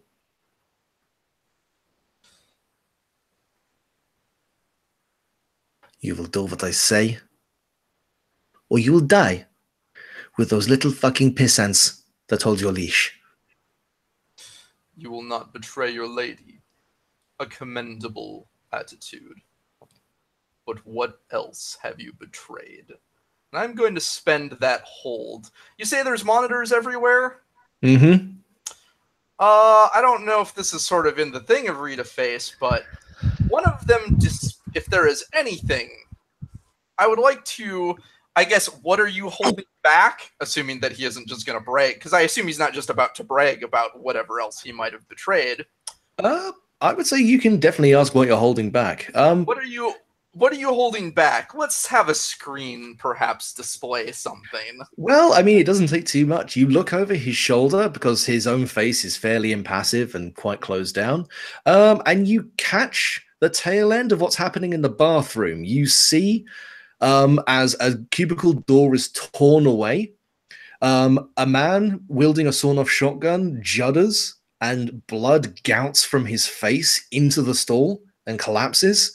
Then the other man raises a tomahawk and swings, only to suddenly hunch, judder, and fall backwards. Vanya looks up, realizing you're not quite focusing on him, and looks over his shoulder. If that is the extent of your precautions, then I suspect I am not the one who fears violence in this situation. So perhaps you may reconsider your terms. Yeah, you have a good point. You have a good point. How about I rearrange my terms? And he's going to draw a gun from his jacket and fire into you. And I'm going to expend a hard move. Take 3 physical harm as he pulls a gold-plated hand cannon from his jacket pocket and dumps it into your chest. The bullets rip into you. It is physical damage, but it sends you sprawling.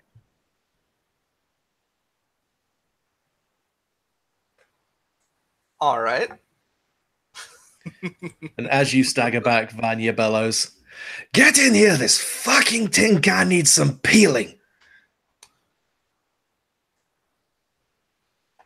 And yeah, we're going to jump back to the bathroom where, yeah, so there's some corpses and there's an unconscious wizard and there's a lot of knives and some blood. Yes, you peel tin cans. Shut the fuck up. Have you ever eaten fucking spam? You get the key, you twist it round a bit, and then you sort of peel it off. Never mind. So yes. Meanwhile, in the toilet. Actually, sorry. Before we cut away, can I do one more thing? Sure. I react whenever I take damage.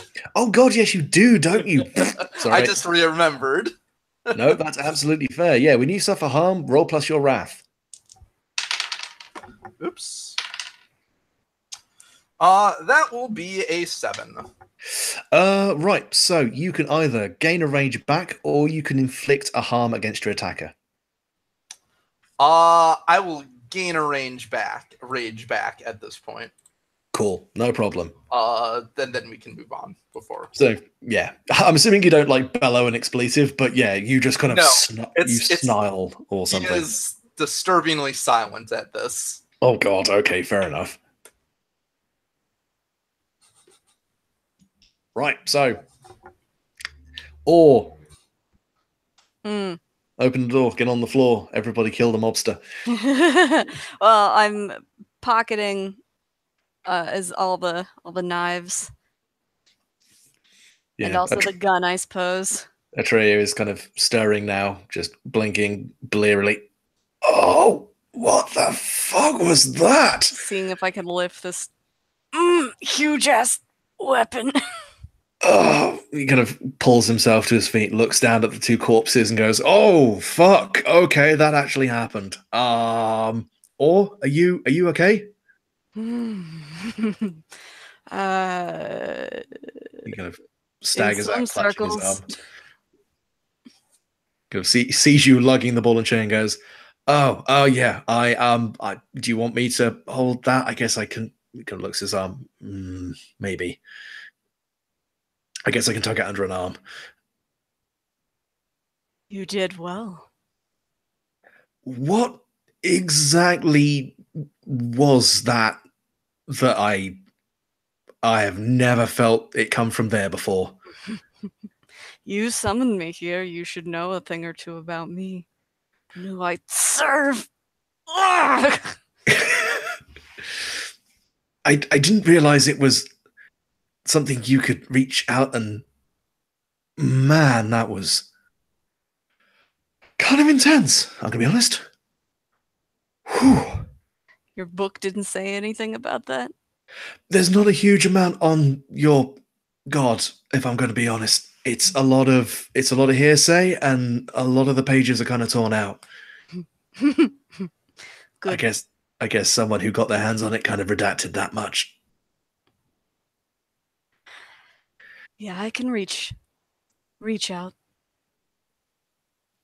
Ask for favors. But only if I give something in return. And right now, the gods' wishes are very simple. Stay Blood. fed and stay asleep. I mean, I think we can all relate to that. Not me. I guess. Well, we should probably get out there. I mean, he's kind of looking around and goes, "Did no one even hear that? Like, that dude let off a fucking shotgun in here. Fuck." Even if they did, I get the feeling that these people... it's best if they don't get involved in things that don't concern them, you know? I guess. You hear a shot in a nightclub. In this one, I wouldn't call any authorities. Well, I guess we should at least... Oh, fuck it. This is too crazy anyway. They know we're here. They tried to fucking murder us. Let's go and find the others, and let's try and get this done as fast as we can. Give me the big fucking thing. Here. He kind of leans back, slightly resting against his chest, then jams it under an arm like, "Okay, that'll kind of do, I guess. Okay, if you see anyone come at us he kind of kicks the bodies, looks like that, go fucking hog wild. I don't give a shit anymore. Fuck these guys. Are you sure? Just don't stab some random guy in a coat. Just make sure it's actually a bad guy. I mean, kind of bad. It's all morally grey at this point. I don't know anymore. I got fucking shot. Got shot in the arm. I've just high-fived an old god. I don't know what's going on anymore. Oh, man. Come on." Yeah, he will kind of shoulder barge the door open. Yeah, we'll go back in a little party. Yeah, Like nothing happened. And you kind of realize that as the door gets knocked open, this toilet seems to be soundproofed because you heard nothing until that door opened. And yeah, it swings closed fairly handily, and you go back into the nightclub. Echo. So Feeling pretty good, actually. Like, Just spring in your step, knife in your hand. Yeah, like I don't have any of my fucking physicality left, but oh well. You'll be all right. I mean, 2 of you are at 2 vitality right now. Yeah, it's fine. Because It's you good. walked into the big, nasty fucking fights. Hey, you know what that is? 4. Mm. 2 and 2. One of us just has to sit on the other's shoulders. I mean, entertaining things when you go to 0, I'll put it that way. But anyway, Okay. but cool. Oh, Nate is back. Can a grub go find or? They have wings. Yes, they do. If you have some kind of group mind, you can just tell it to go and find Or. Yeah. Sounds good. But I was going to ask just before, because we've just got to this bit. Echo, so you're at the table, Yes. and people are starting to think you're maybe a little bit weird. In fact, could you just very briefly give me a feel nothing, just to make sure these guys don't wig out too hard around you? Feel nothing. That's cold, right? Yes. I got a 2. Well, gain an XP. Put in a hard move over here. Actually, you know what? No. I'll pick 2. So yeah, there's a couple of things. First and foremost, you are kind of wigging these guys out. Like at first, they were really impressed by the way you looked, and they were fawning over that. But as you kept missing social cues and maintaining eye contact for way too long, a lot of the conversation has started to kind of die off in a very awkward, uncomfortable sort of way. And it makes you uncomfortably aware how this is not your home. Although this feels like it, although it smells like it, although it reflects so much of what home is like, this is still not it. And the people here do not understand you. They do not respect you like you are when you're back at the colony. It emphasizes how much she needs to learn, and that she is expected to found her own colony where this will not happen.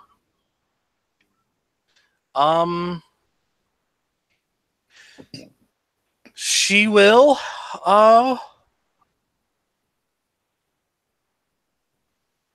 she'll leave. Yeah, that's fair enough. Will she make any excuses, or will she just step up and go? I mean, I don't think she understands that. That's fine. Literally just double checking. Yeah, she'll just stand up and go. Yeah, that's fine. Yeah, you step up and go, and it's around about that time that the grub that you secreted on Oathkeeper discovers that large caliber handgun fire at close range, fucking loud and scary. And tilt her head to the side. And then feels the information about what happened in the bathroom too. Yeah, that's true as well, seeing as though the grub would have witnessed that as well. She's got tiny little beady peepers. Yeah, she will let one come out from her calf that will scurry along and will is there like a vent system at all? Oh, there definitely would be. I mean, ventilation around here, all sorts of piping and stuff like that. It's gonna go, and it's gonna join its sibling. Cool. As she is going to head towards the bathroom. So you're going to reinforce the previous one? Yes. Right. I'm going to ask you to roll exponential horror, because this is more guiding your swarm than doing something specific. Mm-hmm.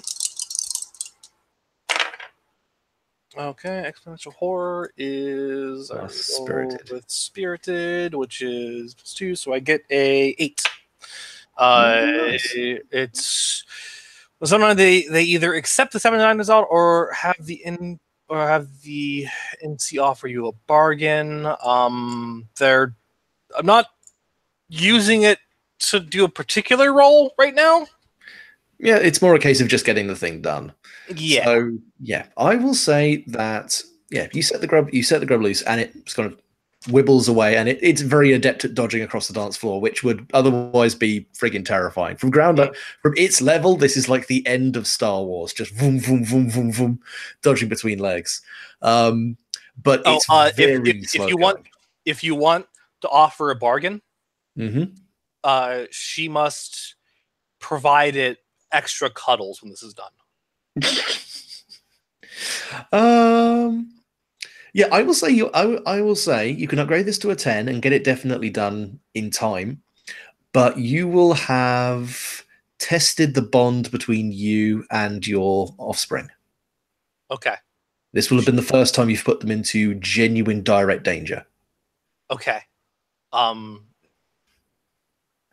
So they will demand reassurance and comfort after this. Sounds good. She is all about that anyway. Just after this, we find her back in the thermal clothes, just cuddling a bunch of grubs, all with tiny little hats on. Now, to me, that's adorable. To most people, that's... To be fair, that's still adorable to a lot of other people as well. That's fair. Like Look, Hercules beetle grubs are horrifying, gross little monsters that I find to be the cutest things in the world. Mm-hmm. Hey, people like babies. It's basically like babies. They lay there and undulate and eat. But yeah, so you're sending a grub off to back up Oathkeeper, and you're running over to the bathrooms. Yeah. Cool. Yeah, you pretty much run straight. So yeah, you run straight, but you pretty much run directly into Atreyu and Or coming out of the bathroom. Atreyu blading from one arm, holding a gigantic ball and chain underneath the other. Kind of stops just short of running into you. Goes, oh, well, you're here, I suppose. Are you okay? Is anyone coming after you? No one is coming after me. I'm not having as much enjoyment in this place as I had hoped. Were you attacked? Not as you, but the Oathkeeper has. Where is he? In his office. Oh, hell. Oh, God. Why did he go upstairs by himself? Oh, okay. He's not alone. Sorry, I didn't actually catch that bit. He is not alone. What did I am with him? Oh, huh. Well, that's kind of cool. But that can be discussed later. We need to get up there now. Are you okay to kind of clear a path? We're kind of, he gestures over to her, we're kind of fucked up right now. He kind of points across the dance floor at the guy manning the velvet rope and goes, "Can you, like, take care of him? But, like, discreetly?" Yes. Okay, cool. Let's go. And yeah, he will start shouldering his way across the dance floor. Person manning the rope, discreet way of taking care of him. I mean, just like implant a grub in his ear and let it eat his brain or something. Yes. Oh God, I was joking. But okay.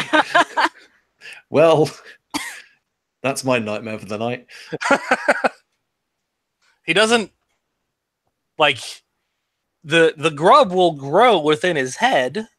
Oh God. And it can as it grows, it can eat parts of the brain that are unnecessary for his functioning. It'll just look like he's in a coma, you know? It's fine. This is fine. Then, you know, it just explodes out of his eye sockets. Exactly. Just scanners him. Yeah.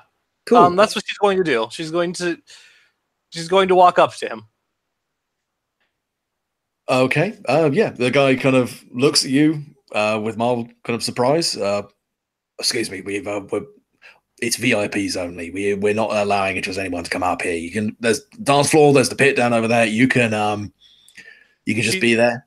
She's just like kind of like looking at him as if she's examining him, and like it like it might seem intimate, but it's really a predator examining its prey. Yeah, he's kind of looking a bit confused, but this is not anything unusual for a bouncer managing a Saturday night. And then it will like look like she's gonna go like touch his hair or something. And oh god! And I'm gonna roll to traumatize is what it is, right? Mm-hmm. I'm gonna roll sly because the advancement I took was innocent antics. With your goddamn wrist proboscis. just right in there. Innocent antics seems the most relevant to her, I think. Yeah, when you want to be combat based, that's a very nice one to take. And I get a 10. Nice. Okay, so yeah, you may pick two options. Do an additional harm. Don't take it. I will say you've caught this guy pretty much flat-footed, so you don't have to worry about harm reduction. But I will say if you do pick that, you will not overtly incapacitate him, but he will be incapacitated. Not overtly, you mean like it will be subtle? It will be more subtle, yeah. Okay.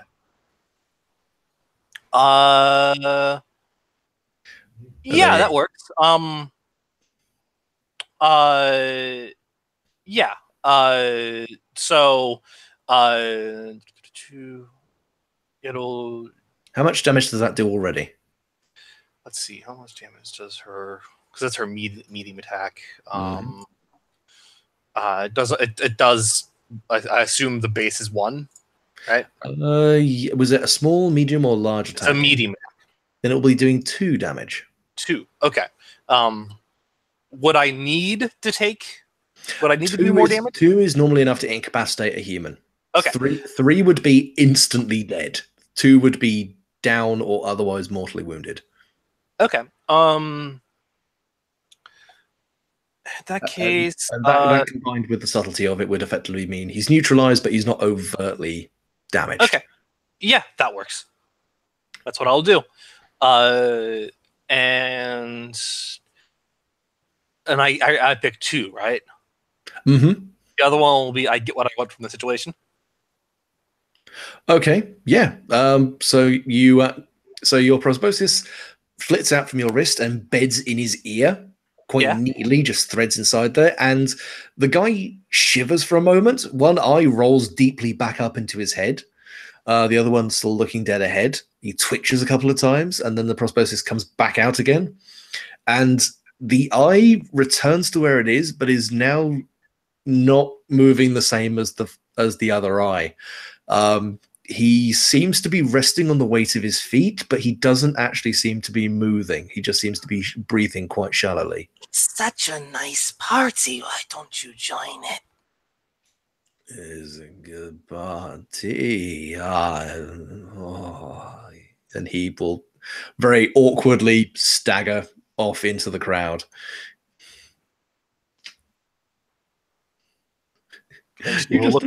You just lobotomize this guy through his ear.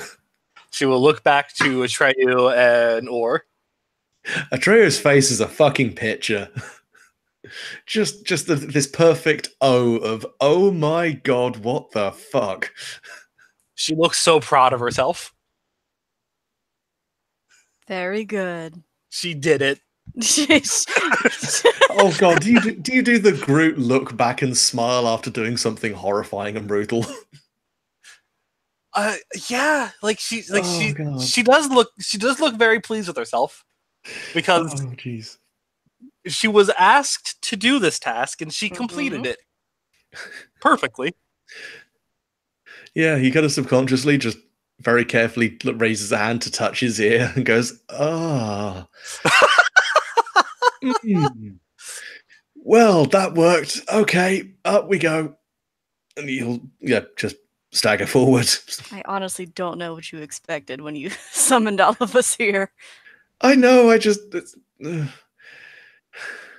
the other guy was nice. He was very polite. He had a gun. A gun's a normal way of killing people. Not crazy blood magic and brain eggs and all this horrible shit. Oh, God. Anyway, none of this was in the book. He will feel nothing. That makes it slightly worse. And with that, he will begin to ascend the stairs. Meanwhile, in the combat, we'll go back to what has been going on in the interim minutes between that thing happening, between the information being fed back about the gunshots and these guys getting to the stairs. So yes, Oathkeeper has been lit up, as the kids like to say. All right. Yeah. Do you know what happens next? Let's hear it. I expend 3 rage. Oh lordy. Oathkeeper gets back to his feet, but he doesn't stand up like a normal person. It's like the reverse of someone tipping over an inanimate suit of armor. So He's lying on the floor and he just raises. So you Nosferatu back to your feet. And he is unharmed. Yeah. And where the darkness of in what used to be the darkness of his visor, a pair of red glowing orbs can be seen as he raises a hand and a lance made of crackling dark energy appears in it. And then he throws it. That's totally fair. Just as you come back up, Vanya just kind of stands there with a smile on his face, sees you come up, and is furiously trying to reload as he backs away. Oh, for fuck's sake! Really? Oh no. That's a 6. Hold up. Oh, I can maybe help you. He's already rolled. I'm sorry. Oh, okay. I didn't know assist could. Okay. Assisting is kind of I want to help them do this. If it's an after the fact, I kind of have to be a bit more brutal about it. I mean, take an XP. I've rolled. I want to say that I've rolled like 2. Like of all of the rolls, at least half have been 3 or below. Well, that's fun. Right. Well. So yeah, I will make a hard move. So yeah, you wind up with the lance and throw, and Vanya is not there anymore. He has just dived laterally out the door head first. He crashes into it and knocks it aside, hits the ground rolling, gets back to his feet and starts running and bellows, "Get that fucking thing! Get it now!" And he will utilize his hard move, which is to throw a group of mooks in between you and him. These guys will basically work like a creature with 3 vitality and the capacity to do 3 harm. Okay. If they are still alive by the time you finish your move, they will deal as much damage as they have vitality left. Bit like a brute squad from 7th Sea. So basically 3 guys show up, all bearing small sidearms, level them at you, and will basically proceed to light you the fuck up. However, basically, I don't take damage until I take my move, is what you're saying, and based on the result of my move will be how much damage. Which makes sense, because they can light up a suit of armor all they want. It doesn't matter. It doesn't mean they're hurting it. Precisely. Yeah, the lance, which harmlessly hit the wall or what have you, or a monitor or something. Maybe appropriately the monitor that was showing their failure to kill Atreyu. Yeah, that could do it. He dissipates, and as he steps towards these men, a very, very large sword appears. This one appears to be more solid, but is outlined in the same crackling energy. That sounds good. Give me a traumatize. That's better. That's a 10. Ooh, that's gonna sting.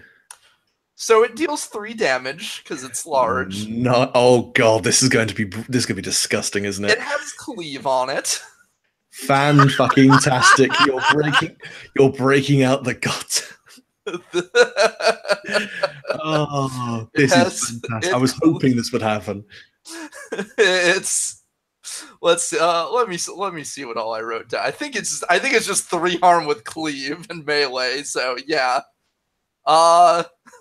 I guess I choose 2 things. I don't know that it's gonna matter because they are very dead. I mean, they only have 3 vitality. Yeah, pretty much. I mean, you can minimize harm done to yourself. Sure, I'll take 1 less harm, and I'll get what I want out of the situation, I guess, which is it barely slows him down. Fair enough. So these guys do not actually impede you. Fair enough. Yeah, these. Luke. Mm-hmm. Oh, go on. Sorry. Go on. That's fine. I mean, if it's something important, feel free to say. No. It's part of. It's what I was going to do next, but I interrupted you. Fair enough. Yeah. Oh, yeah. Oathkeeper, you bring this sword around in just a wide arc, and the guys who have brought their guns up don't even get a chance to get a shot off as you just parts of them tumble off what's left of their torsos in this kind of long diagonal slash, and they just fall to pieces in bloody, twitching chunks. And you just kind of look beyond them, not breaking pace. And Vanya is at the opposite end of the room, a dark stain spreading across his crotch, as he's pushing a magazine back into the pistol, just swearing under his breath. All right. So Oh, go ahead. I rolled exponential horror. Yes.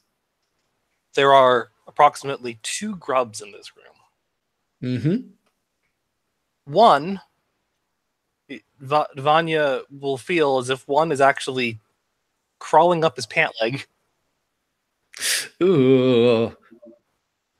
And when he goes to shake it out, he finds another one right on the side of his face, attempting to crawl into his mouth. Oh god! So you're going to be making a traumatize? I'm gonna roll traumatize. So I got a 10 on exponential horror. Get what I want. Treat it as a template success on a traumatize. So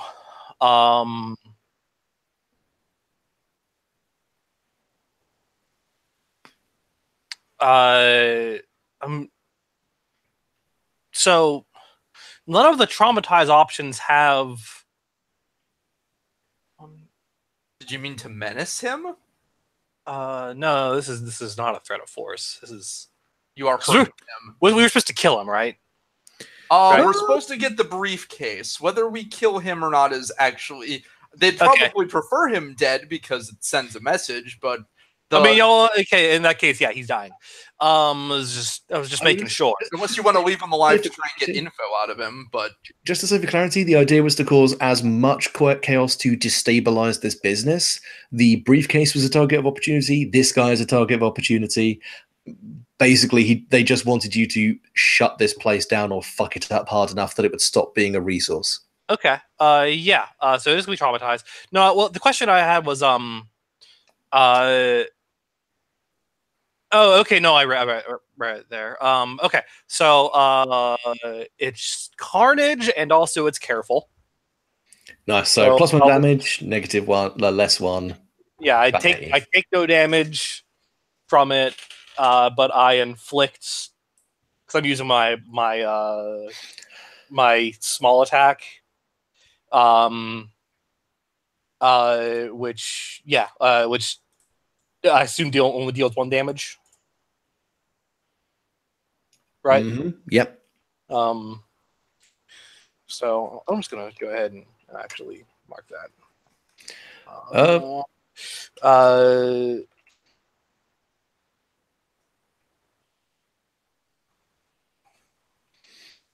I'm just gonna go ahead and mark one harm that deals. Anyway, yeah. It he'll find them crawling into his mouth. It'll deal total 2. That's fair enough. Yeah, you go for it. Vanya is for a moment gagging on this grub, trying to force its way into his mouth. Do you feel the pain of your grubs? Yes. He bites it in half and spits it out, retching, as he staggers around and unleashes several random shots in the direction of Oathkeeper as he kind of staggers away to another doorway. I didn't have any hard moves against me. Hard moves are against the whole group, hence me using Oh. them on Manda. I see. So hard moves are basically ammunition for weapons like Vanya, where I can just go, and he does a bad thing. Okay. Well, there's an additional thing with that. Mm-hmm. He doesn't have his tongue anymore. Ooh. Because that's the other quality, is devour. Oh god, yeah, okay, fair enough. Yeah, so he tries to kind of shout and just a bloody gargle flows from his mouth and he kind of coughs up kind of a horrible half kind of digested glob of his own tongue. And yeah. And I think that proceeds to heal any wounds I would have taken. Nice. Because devour gives vitality when you deal harm. I mean, I don't think you've actually taken any damage at the moment. Oh, I meant this has regarding been the hard move. Oh yeah, no, the hard move is basically just causing you trauma from having your grubs die. It wasn't strictly a mechanical attack. Yeah, I mean, if it's like widespread, just blows away a bunch of your grubs, then that would be a physical attack. But okay. So yeah, he is going to push his way through the other door out of this area to what looks like another staircase. This time again, still going further up. Here's a question: is the man with the briefcase still out here? The man with the briefcase has not moved. He looks like he's about to have a heart attack. He's just seen 3 people turned into mincemeat, and then watched a man get. Well, I'm gonna be got a face full of grub. The Oathkeeper goes up to this man and holds his hand out expectantly. Could you give me a menace? Sure. Could you take +1 for murdering a bunch of people in front of him? Well, oh man. So with that +1, that's a 12. Yeah. He just nods emphatically, like opens up the attaché case, reaches into it and pulls out what looks like some kind of document cylinder, and very carefully like hands it over to you, and then pulls out his wallet and gives that to you as well. Please. The Oathkeeper looks confused, and the sword disappears for the moment. He takes the document. He leaves the wallet because he has no need for that, and he turns and goes to follow Vanu, was it? Vanya. Yes. Vanya. He'll go, and then he goes to continue pursuing Vanya. So, what's Vanya getting into now, Luke? So Vanya is running up the stairs to what looks like a very narrow undercroft between the top of the building and the bridge above it. It only seems like it's about 5 foot clearance, so he has to stoop slightly. But there seems to be a hidden way over the building to the street opposite. Okay. I rolled another exponential horror. Mm-hmm. He didn't get rid of the one in his pant leg. Oh God. So, perhaps proceed with the scene as you would like. Knowing full well that I got a 12. Oh lordy. Yeah, Vanya staggers, kind of clutching at his mouth, looking paler and paler and more frenetic. He kind of reaches the edge of the building, looks down, and there is a ladder. He steadies himself against it, and then he hears footsteps behind him. He Very heavy he- footsteps. not very heavy footsteps though. Oh. He spins around with the gun out and sees the man from the nightclub floor, the man with the scars and the gold teeth. Harvey! Harvey! Harvey! He tries to splutter it out, but his mangled tongue is barely able to shape the words. And the man with the golden teeth folds his arms with a slightly sardonic, slightly sadistic look to him. Well, ain't this a predicament you got yourself into? Well, suppose my work here is done. I'll be going. He starts to turn on his heel and walk away as Vanya clicks the gut, thumbs back the hammer. He pauses for a second, looks back over his shoulder. You think that's going to slow me down in the slightest, mate? You do not know me at all. And a gunshot rings out, narrowly clipping him in the hip. The man with the golden teeth barely reacts. And then there is a blur.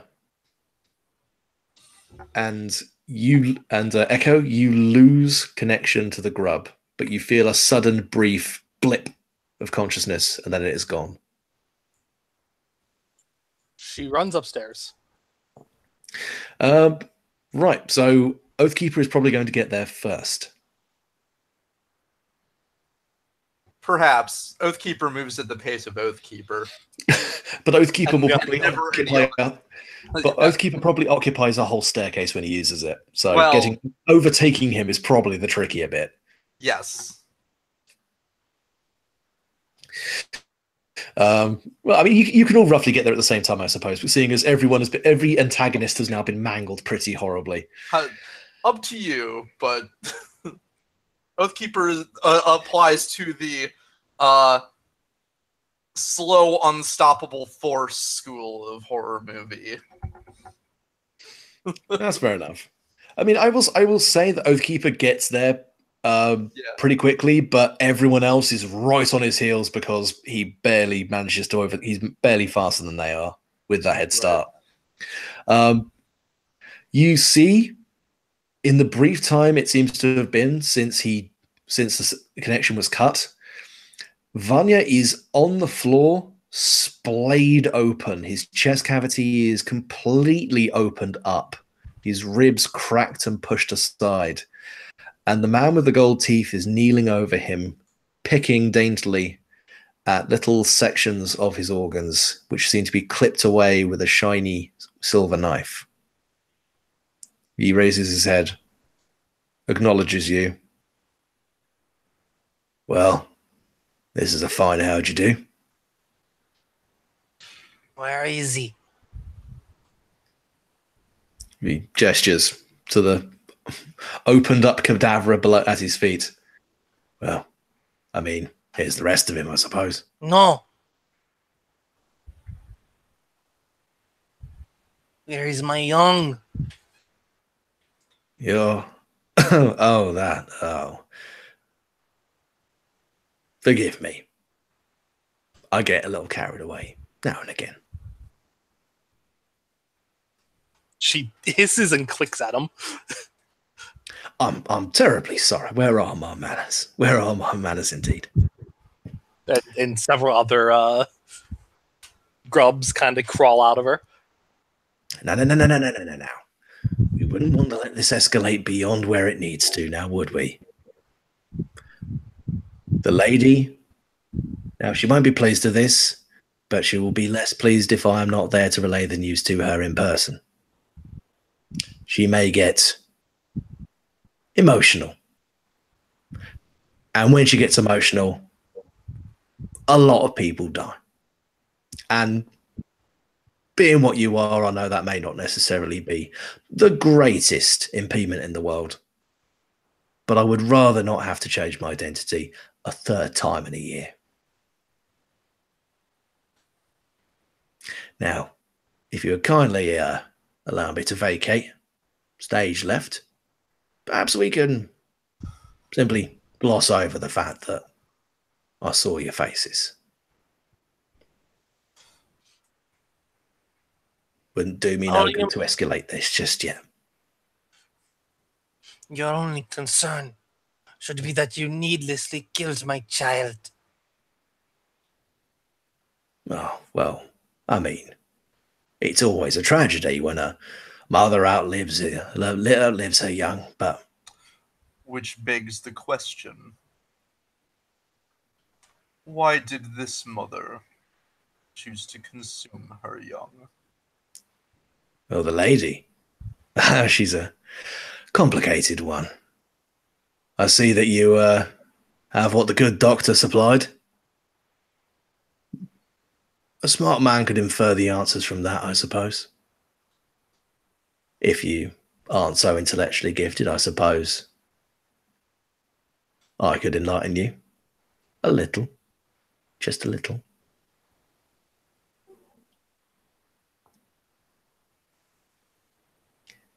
How familiar are you with the conquests of a fine gentleman called Zeus? I have heard the tales. A fine philanderer, there was no better. Abusing his power to lay pretty women and pretty boys, all in spite of his suffering wife. And do you know what happened after he had his merry way?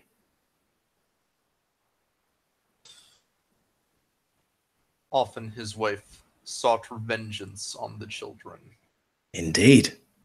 Oh, indeed. And the lady suffered more than anyone you would know.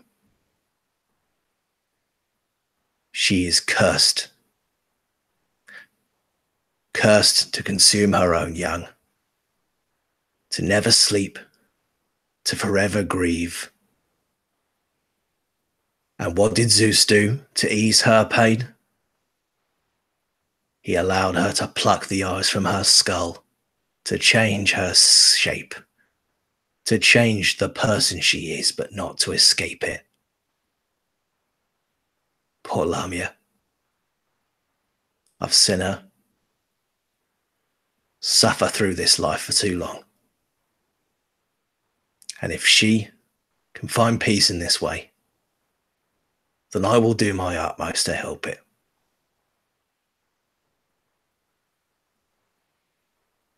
For am I not Spring Heel Jack, devil may care demon of these streets? I will not let you impede me, but I will not let this go further than it need be. So, if I may not trouble you any further, I will bid you good evening. I'm War was not with you. going to roll something. Go. I'm going to roll. Let's see here.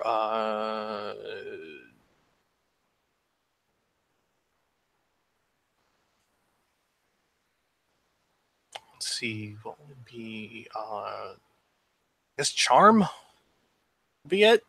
What are you trying to accomplish?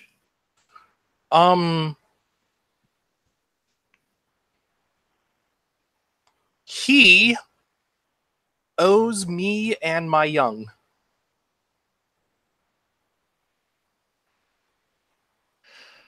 I would say you can use charm to express grief. Yeah, If you are, Yeah. if you can show him that you are visibly upset. I will.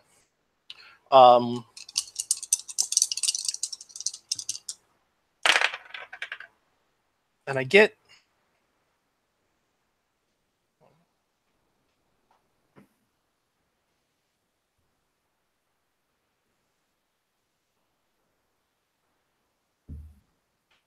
a 9.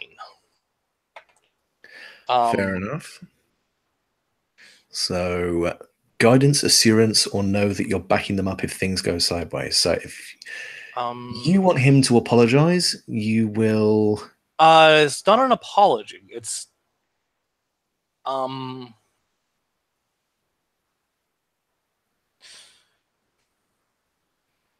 she will, or maybe it would be an apology. She will say,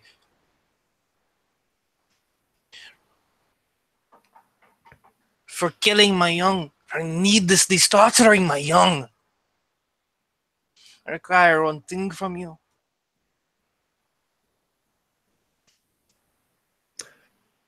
It's a bloody life, my love, but I've yet to say no to a grieving lady. What is it that you require?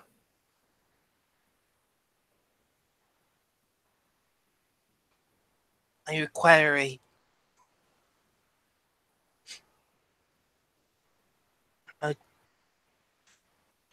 place here in this land. A place for a colony. He raises an eyebrow. Here? In this It's land. Don't know if you've taken in the news, love, but this city ain't for your type. Too cold, too hard, too soot blackened. Greener pastures would suit you better. I know a few. Where would you be respiting around this fine city? A warm place. Yeah. A warm and moist place. Quiet around it. No one is.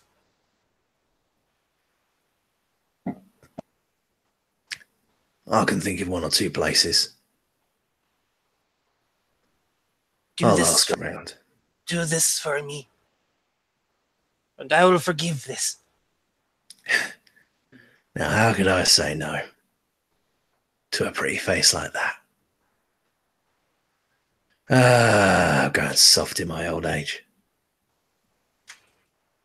Now, buck up, you. There's work to be done yet. Now, I have no grudge. And I understand that you are doing what is needed for your masters, such as they may be. And I would not be lying if I said that the lady was not consorting with the worst sorts around here. This, he gestures to the body on the floor, this filthy exploiter and abuser, backslider and cheater. No, not more than him. Or the others. That filth-peddling madman in that fucking tower. That bloodthirster in All Hallows. It would be the better thing if they were to be snuffed out. And then maybe we can talk in a more level term. Maybe it will let the lady see some sense. Because as for now, the hunger, the hunger, it consumes her. She sees nothing but. And she will do any deal, turn any trick to get what she wants. Do that and maybe I'll see her smile again.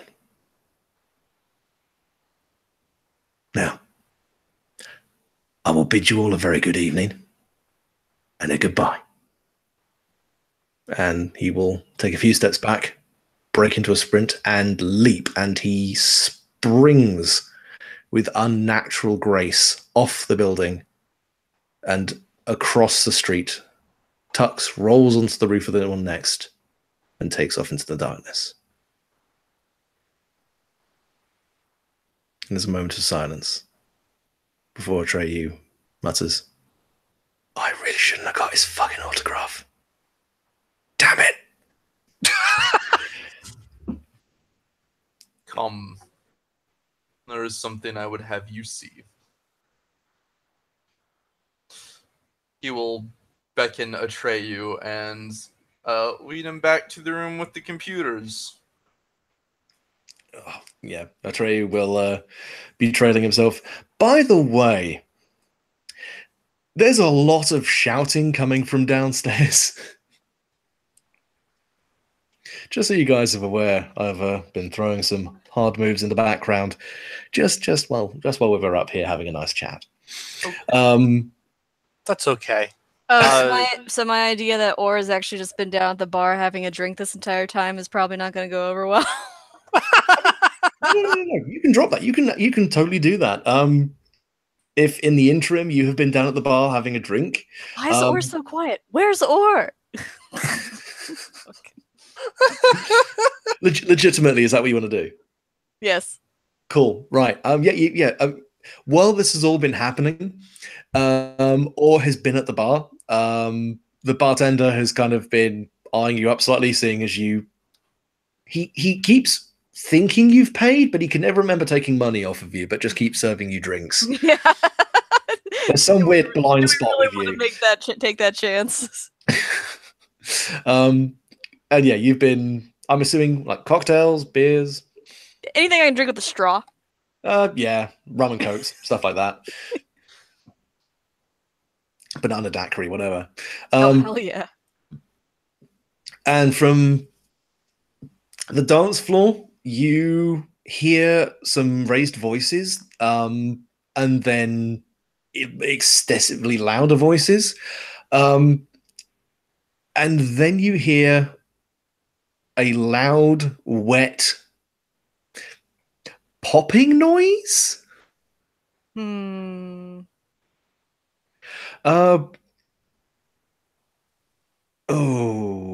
Yeah, that'll do it. Yeah, and there is screaming as it seems that a bouncer's head has exploded on the dance floor, and everyone is fucking booking it. There is a crush for the exits as people pile into each other, trying to squeeze through the doorways as the bouncers desperately try to open up other exits. Someone elbows the fire alarm, that goes off. And yeah, there is just absolute fucking bedlam. The bartender kind of looks at you for a second, kind of looks at the corpse on the dance floor, looks back at you, realizes you give zero fucks, and just goes, "Fuck it, I'm not paid enough for this." You're just yeah, and everyone just starts cheesing it out of the club, and after about a couple of minutes, it's completely cleaned out. There's a couple it trampled and finally drag themselves out.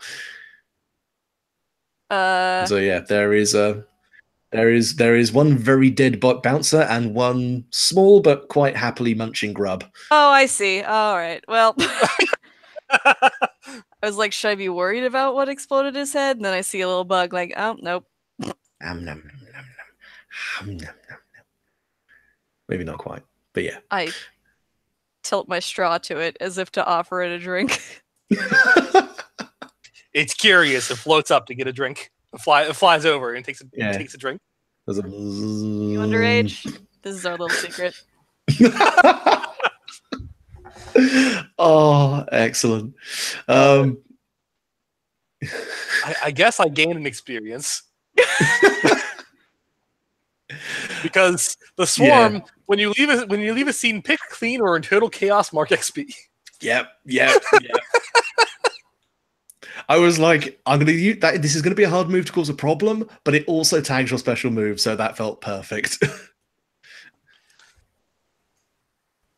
Also, upstairs, though Echo does follow along with Atreyu and Oathkeeper, she has allowed all of her grubs Oh yeah, That- Vanya is getting a damn good munching. to go consume Vanya's body Nice. because she owed her grubs that. Mm-hmm. And they are exceedingly pleased with this. It's just a big old buffet. Slight traces of cocaine in there, but that's to be expected. They're going to be especially energetic. There's one slightly drunk one, and there's a bunch of slightly coked up ones. Nightclub's a bad It's place a to feed. party. All the grubs are just rolling around. Where did that one find a sombrero? God damn it. One grub picks up another and flies it over for no reason. The other grub is just really confused. Wriggling. Oh god. Oh, they're actually like children. God damn it. You know that's immediately what kids would do if they could fly. Just pick up their brother, drop them on something. Ah. One grub is just pounces on another just cuz. The other grub takes umbrage with this and they start rolling around,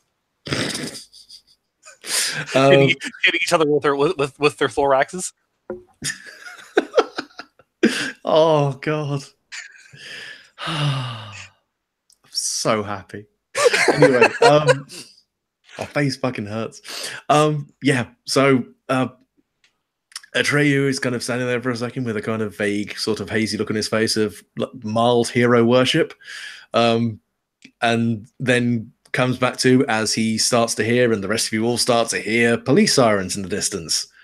And you can kind of see, even from here, strobing blue lights on some further distant streets. Well, there wasn't Oathkeeper taking Atreyu to a computer? Oh yeah, that's a good point actually. Well, I was going to say Echo then definitely notices that. Yeah. So yeah, she will at some point interrupt the scene in progress to be like, "What is this?" To ask Atreyu, "What are all these sounds?" Okay. Meanwhile, in the Hall of Injustice. But yes,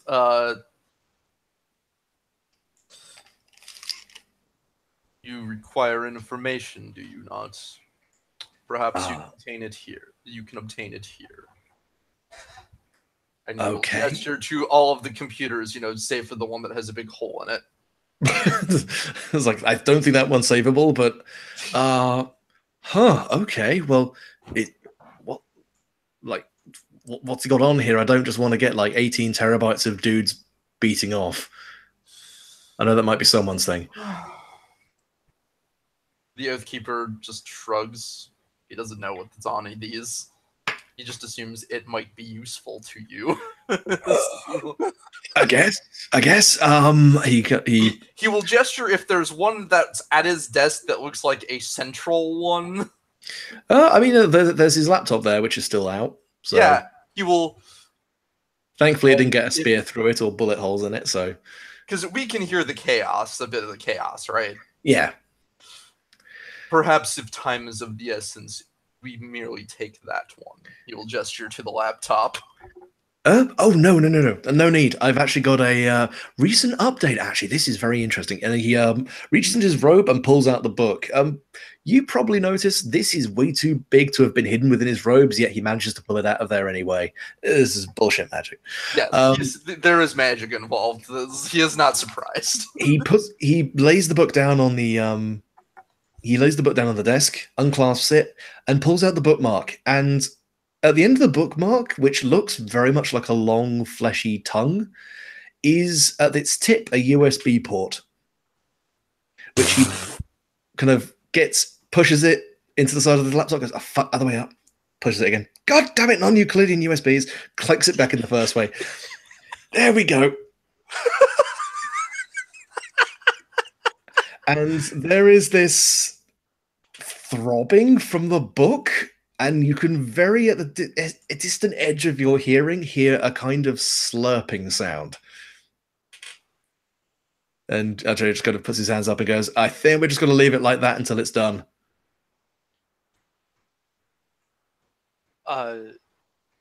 Echo comes downstairs. What is this blaring noise and blue lights outside? Blaring noise and blue light. Oh, shit. Yeah. That was not there before. That's the police. We should probably be going. I need to oh come on, he looks at the book. Oh, 23%. Come on, you fucker. Oh, okay. You need to slow them down. If you could buy me like 3 minutes, that would be amazing. Is there a window? There is a window overlooking the main road out front of the club. So yes, And the sirens are still incoming. yep. He is going to Do the superhero drop. Do the superhero drop. no. Ah. As fun as that would be, he does understand that they wish him to be not completely unsubtle when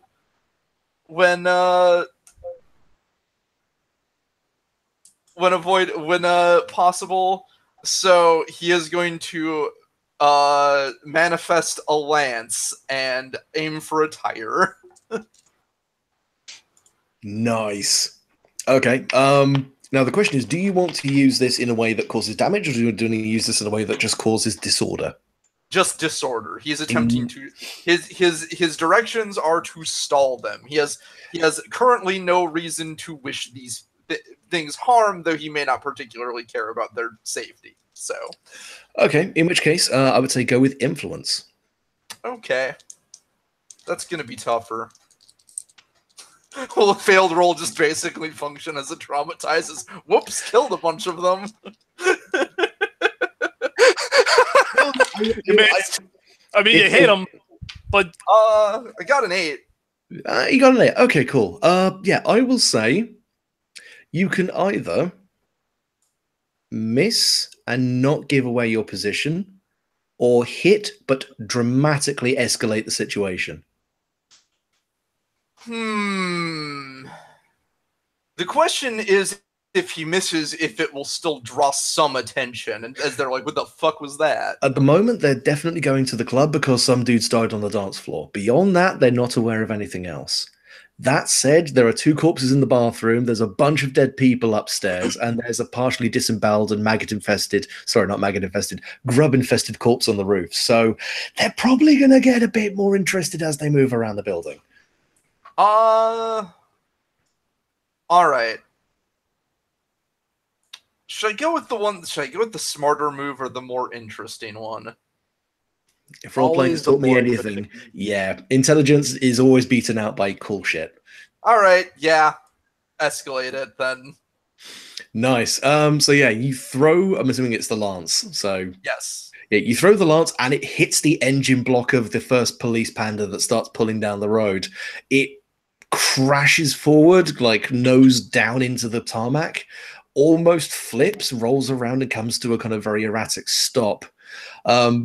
You can't hear it, but if we kind of cut away from that to the car, you hear one of the police officers, kind of dazed, but grabs the radio and goes, "SP9, we have a marksman on the roof. We need to get SP9 here down now."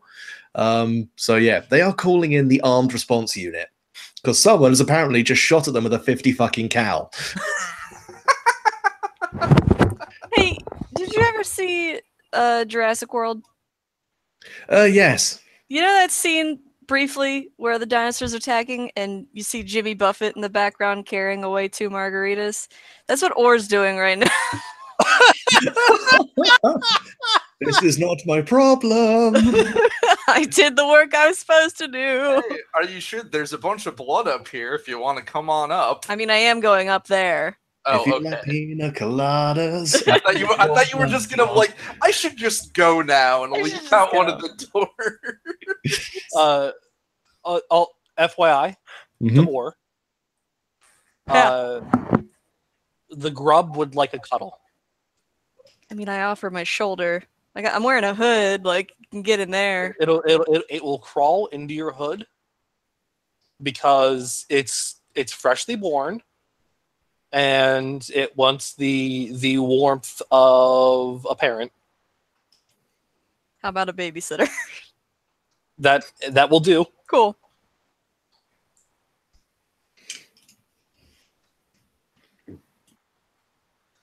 All right. Excellent. So It since continues going with the detail of cute demeanor. this city, it is filled with underground passages, correct? Yeah, the place is like a fucking Swiss cheese half the time. There's tunnels everywhere and viaducts and all sorts of other. Oh, right. That's also a thought. I believe, as I recall, you wished that we not engage with the authorities if it could be avoided. I'd appreciate it. Like, I don't know if you're aware, but they tend not to take it too well if you start killing police officers around here. They tend to get very call in, like the armed response unit sort of level. Police officers. I will have to keep an eye on them then. Tis. I don't know. I guess he won't say. It's not a problem for Oathkeeper, but I guess he doesn't intone that as much. That's fair enough. But what he will do is, as Atreyu is finishing gathering info and intel, he will go to the bottom floor. So I will make a mechanics. You have already bought him a minute's worth more time just by slowing down that first advancing car. Okay. He needs 2 more minutes, so it's stick. But so, how are you going to be slowing down behind it? Let me see something here. The moves. Or how are those tequila? How are those? How are those drinks? Pretty good. Pretty good. I don't know if it's healing me any, but at least I feel good. Oh, I know how to cover at least one. I know how to cover some things. I have an idea too. Okay. Go ahead. Oathkeeper's just gonna collapse one of the entrances. I didn't actually catch that bit. You went a bit robust for me. Sorry. Oathkeeper is going to collapse one of the entrances. Oh, gee. You're going to do structural damage to the build. Okay, right. I guess he could also just, if it looks like that will cause more harm than good, he could just move the heaviest thing around in front of it. It's entirely down to you. If you want to break shit to start to, I mean, it's faster than moving shit. completely fine. That's it. Keep something in mind, Oathkeeper. Yes. You were tasked with shutting this place down. Fair enough. Yeah, he is going to break entrances. Uh, He's going to break at least one. If Nate has a plan for something else he wants to do to stall. I mean, I have windows and flying grubs. Okay, that's your plan. Look, just so you know, my solution to everything is gonna be bugs. If ever you're like, I wonder what Echo is gonna do. The answer is bugs. That's fair. All right. So I will say you can make an influence roll, but use wrath because you are using your physical aggression more than your actual magical mojo. Sounds good to me. That's a 12. Nice. Yeah. So you may add a temporary tag to the environment if you wish, or to the scene. Sure. What is a tag? Exactly. Like, I assume anything, a description? So a description, an aspect, or something along those lines. So if you want to say there is now an obstacle there, it is something that will obviously impede them mechanically. All right. A tag is going to be barricaded, as they would have to circumvent the debris where the entrance used to be. That's fair enough. So yeah, and how do you bring this down exactly? He holds out a hand. He holds out one hand, manifests the sword, and swings it above and swings it on the area of the wall above the doorway, or across it if it goes all the way to the ceiling, to essentially collapse the entrance. That's totally fair. I mean, you swing it, and a less experienced swordsman would probably have caused way more damage than they intended to, but you are an expert with this blade, and it cuts through the mortar and stone like butter. And a huge portion of the facade of the building falls down. A lot of loose masonry that was basically just put there to make the building look a little nicer than it originally did, and it collapses in this heavy, almost 5.5 foot, 6 foot heap in front of the main doors, maybe a couple of foot deep as well, with just plaster dust absolutely coating the air and everything around it. You hear screams from across the street where a lot of people had gathered to kind of wait for the police to arrive, and they all kind of dart back as at first a small part and then larger lumps of the facade start falling down off the building. As the tumble down, starts tumbling down, funnily enough. Foreshadowing. Like I planned for him to demolish the fucking building. How could you not have? Look at him. Look at that big boy. Look at that big stompy boy. Everything was going to fall over. All right. I will say that has definitely bought you, mechanically, another minute. Really? They're not going to take more than a minute. I feel like they're not going to enter this building in a hurry if it's collapsing. Well, they've seen that. There are still windows for them to get into. Ah, that is true. So they're kind of seeing that's happen. They're going, and the bartender is kind of shouting to a couple of police officers already gotten out. There's someone still in there. They wouldn't leave from the bar. Fuck. The folly of my folly. Hey, it's a holly jolly folly. See, if I was a little more sly, this is where we could pretend it's a hostage situation and get them to stall for a negotiator. I do not want to get into that situation because one, that's too dumb, and two, it's like 1 o'clock in the morning. So I try not to make this too long. All right. So we need 1 more minute, right? Yeah. So one more. Okay. So I'm going to roll Expedition Horror. Mm-hmm.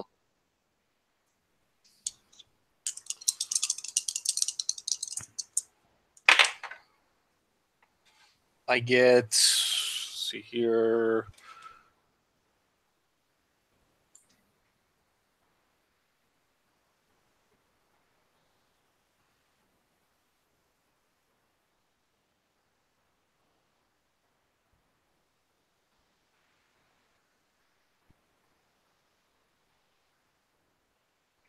Oh no, I missed. Never mind. Oh shit, you miss. What did you roll? Will act on its instincts, reduce in size, or do something profoundly unhelpful. Oh dear. Okay. If it's acting on instincts, it's curious. It could also just be that they continue doing what they were doing, which was just rolling around and being profoundly unhelpful. Well, I would probably say, okay, so yeah, so you try to get them to do something remotely useful, but they are respectively drunk, overly fed, or possibly high on residual cocaine. And there's a lot of shouting and flashing lights going on, and that seems really interesting. So they sort of buzz over there like large fleshy bumblebees. And you hear a couple of raised voices and a couple of screams as the grubs just sort of slowly descend on them with like a low-key ride of the Valkyries as they start just buzzing overhead and looking at all the kind of interesting people bobbing around. But if they're not... So the funny thing is, if they're not attacking anybody, this isn't screams of, like, supernatural horror. This is just the screams of, oh god, bugs! Well, this is, I mean, you've just kind of hear the, oh my god, what was the, are those fucking termites? My god, what the fuck is going on? That building was not up to code, clearly. The front falls off, these giant bugs start flying out of it, like, oh my god, this place should have been demolished years ago.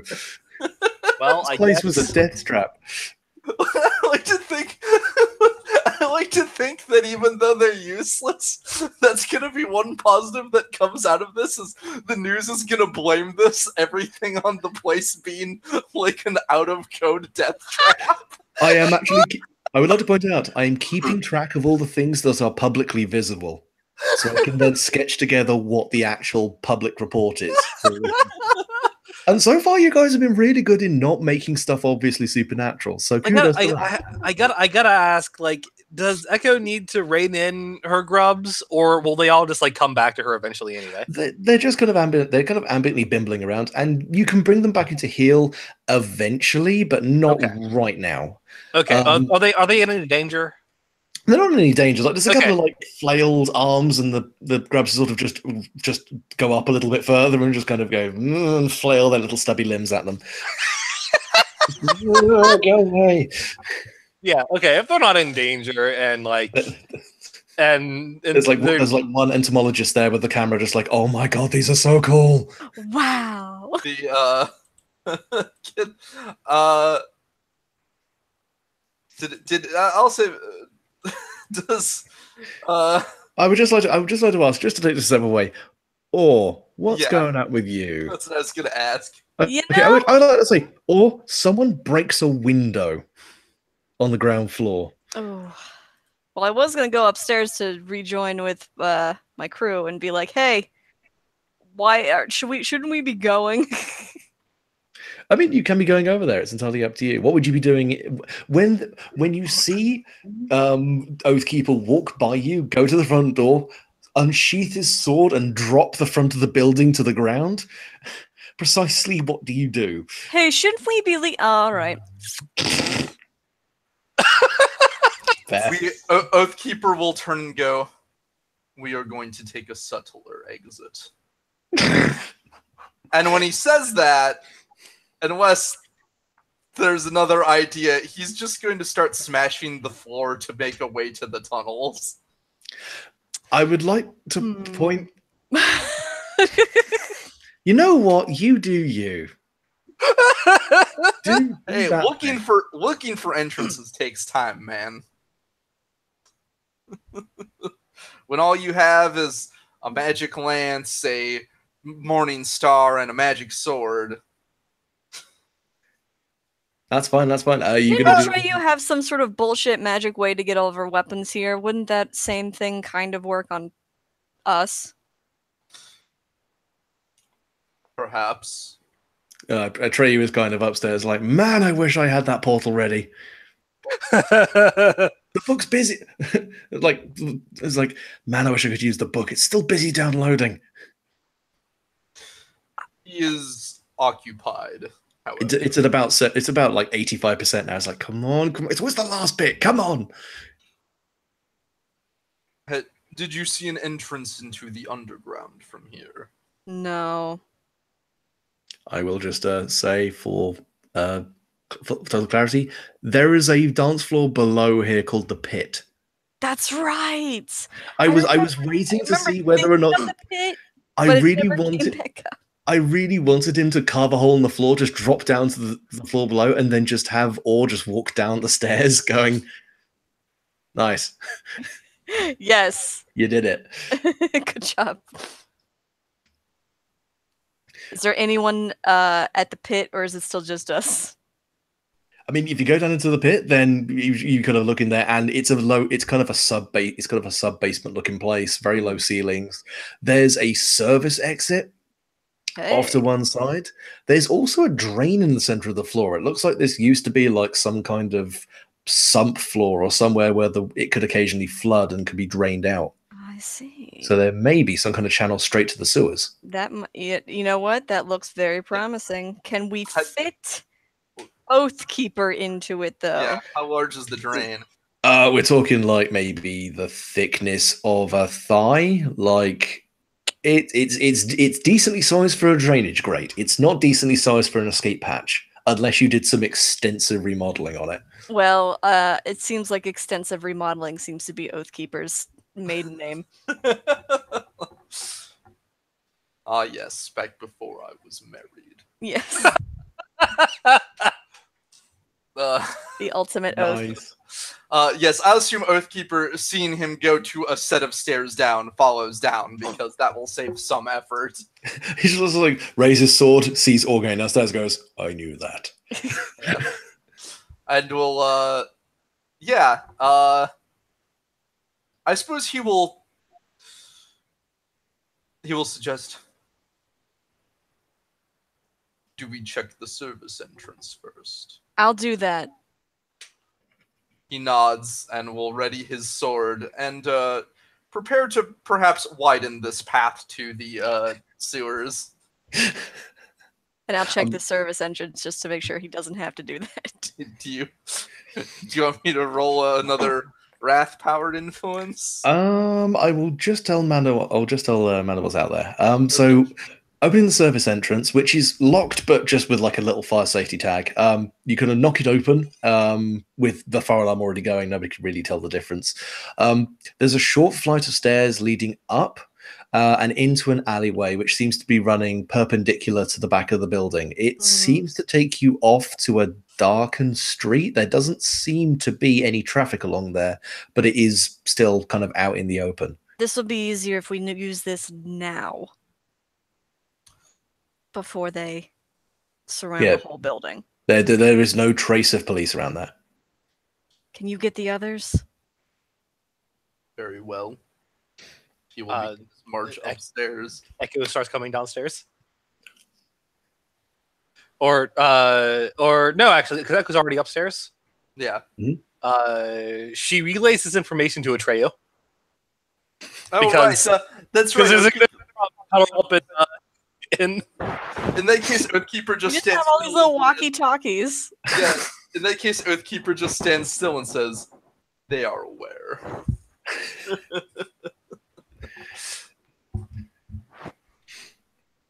See, and this is why I usually do my work alone, because one mysterious motherfucker is one thing, but three of them... Everyone's being cryptic and no one knows what they're talking about. They are preparing to leave. Oh, right. Well, I mean, that's gonna... come on, you little fucker, 99%. Yes, we're done.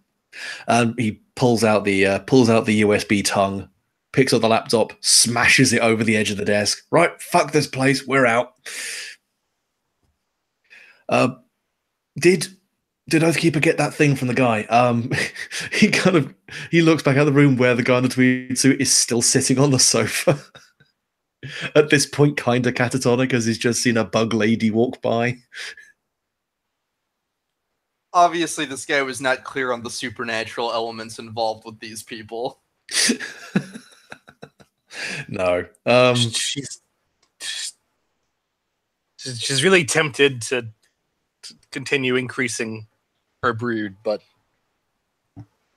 time. It's not enough time. This man is incredibly lucky. Yeah. He really. Atreyu just kind of pulls up, kind of tucks the book under his arm. So he's an older guy, isn't he? He's an old dude. What? Yeah, then she doesn't actually target the old, the young, or the sick. That's fair. You will, what's the line? Like, you will remember this day.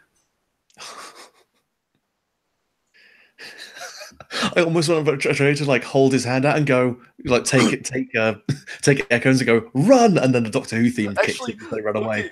Here, I have a question. Atreyu was complaining about money. Is the wallet still just sitting on the ground where Oathkeeper left it?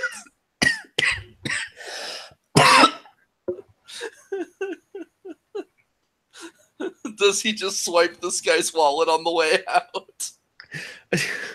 Atreyu kind of runs by, sees it, considers it for a second, then goes, no, too many important things to do right now. Or just rob a register. Yeah, come on, Echo, let's get out of here. Yeah, she goes along. Yep, so they will spiral down the staircase, run down to the pit, and join up with the rest. Oh yeah, Atreyu skids to a halt. The book, I mean, a couple. You guys have already seen it before. It looks a bit thicker. Like more pages have been added to it, and he is having to heft it a little bit more than he did previously. The bleeding from his sleeve seems to have roughly dried up now. It doesn't necessarily seem to be bothering him that much more anymore. And he peers out the doorway up the flight of stairs and goes, yeah, this looks good. This looks good. They should take us. Yeah, Blackfriars. We should be able to get Blackfriars from here. Okay, follow me. And he will run up the stairs and take off down the take off down the alley. I'm assuming the dream team is coming with him. Yes. Yes. Yes. Yes, by our powers combined. Dream Warriors. My favorite Freddy Krueger movie. Cool. Right. So to simplify this a little bit, can we have just one last roll, which could be, yeah, let's have remain composed. If everyone could give me a remain composed roll to see how well you are able to navigate the quiet but exposed streets of London before you can get to a safe spot. How do you like a 4? That's fine. I got a 6. Okay. What is my worst stat? Wow. And, All right. Which it's a shame reminds that me. this is the other one, which I'd be able to roll well for. which Okay, reminds is that me, what Luke, did you get? Mm-hmm. No. Oh, Fortunately, after I guess after the session, I'll mention it. That's fine. fortunately, luck is with me. I got a. Let me double check this. Either a 9 or a 10. That'll be a 9. Cool. Don't have any Nothing- idea. Nothing impedes you as you escape. It's not for a while, but eventually, Oathkeeper, you probably notice it first. You do realize you've run past a fair few CCTV cameras. Precisely how they'll react to seeing things like you're not entirely certain, but you're pretty sure you've been recorded. But He is not. He's not really concerned. Not the least of all is that as long as if they've only caught him moving from place to place, there's a dude in a suit of armor. no, absolutely. But yeah, you are not obstructed actually, but you're in no way otherwise obstructed as you navigate the streets. It takes a tense couple of moments to cross a couple of streets. There's some distant cars pulling away, one or two people walking idly by, which you have to duck off down opposite streets in order to run parallel to them. But eventually you find your way to a shuttered off, abandoned train station depot. Atreyu looks around a couple of times, makes sure the coast is clear, puts a swift elbow into the lock of the door, which pops open much easier than it should, and guides you all in. And through there, and through a series of dark, wet underground tunnels, he leads you back towards the underground. Now, I'll just ask: would you be wanting a very, very short debrief, or would you like to just call it here? You're the one for whom it's late, so it's up Yeah. to you. I'll say we'll roll through the debrief and then we'll call it there. Okay. So it takes about an hour or so to get back to the underground that you've recognized. The track lighting, the kind of wider, kind of more semicircular arches, not the kind of narrow ones you'd worked through earlier. And you head back to the bunker where the all the equipment was. And Atreyu finally collapses on a cot, exhausted, falling over himself almost. Okay. That could have gone worse. Killed a bunch of people, demolished a building. At least none of us died. So, good work, guys. Know that our egress was recorded. I guess that's something we can deal with later. Right now, I kind of need to, oh, no, I can't sleep yet. I gotta get the other. Have you got the... He holds out a hand. Give me the roll. Yes, Oathkeeper will hand it over. Great, thank you. He kind of is a little bit kind of weak on his feet, but he grabs the book, grabs the cylinder, and moves over to the table where he'd been making the sigil, wipes it clean, there's a few things clattering to the floor, and very carefully opens the tube and slides out what looks like a very old but quite well preserved scroll. It seems to have been printed on vellum or some somewhat more organic looking substance. And the text on it is illegible to all of you. It is vaguely reminiscent of ancient Greek, but it seems to be portrayed in a way that doesn't quite make sense. The letters seem to dance and flow in ways that don't quite make sense. It takes about an hour or so of quiet study with Atreyu quietly looking back and forth between the book, back at the scroll, making some notes on a small piece of paper off to one side. And eventually he sits back, runs his hands over his face. Okay. Well, this is interesting. This is... you guys, know about marriage contracts, right? Like the whole legal side of the betrothal and all that. I am quite familiar. No. Okay. So you mean to say a royal consort? More than that. In ancient Greece, there would be what's called an engesis, a bonding contract between husband and wife, a mandate of everything that would be adhered to, everything that would be obeyed, and everything that would be honored within the agreement. This is the engesis of Hera and Zeus. This is the marriage certificate of two gods. And I'm going to call the session there. All right. Oh shit! I love that we're mixed up. in Tonight this, on like- Jeremy Kyle. No. Are you... Am I gonna get a kill a god before all this is done? Maybe more than one. Ooh. Ooh. I mean, no, don't get me wrong. So here's the thing. He is under bond to help Maria. Mm-hmm. Absolutely. However, if this is all literally true, and we're dealing with ancient Greek gods, Zeus has absolutely broken Oh god. a very explicit contract. He is fucker number one. I was looking back at kind of potential concepts for an antagonist and went, oh god, Zeus is such a prick. I would love to kill him in a role play. And then this came up and I was like, yes. Oh, I was trying to summon Kratos, but I got you three instead. Look, Kratos is trying to be a good dad, and you know what? He deserves some peace and quiet. He does. He does. He's this- just gonna go fuck up another pantheon. It's fine. It's fine. It's Look, they okay. started it this time. look, Okay.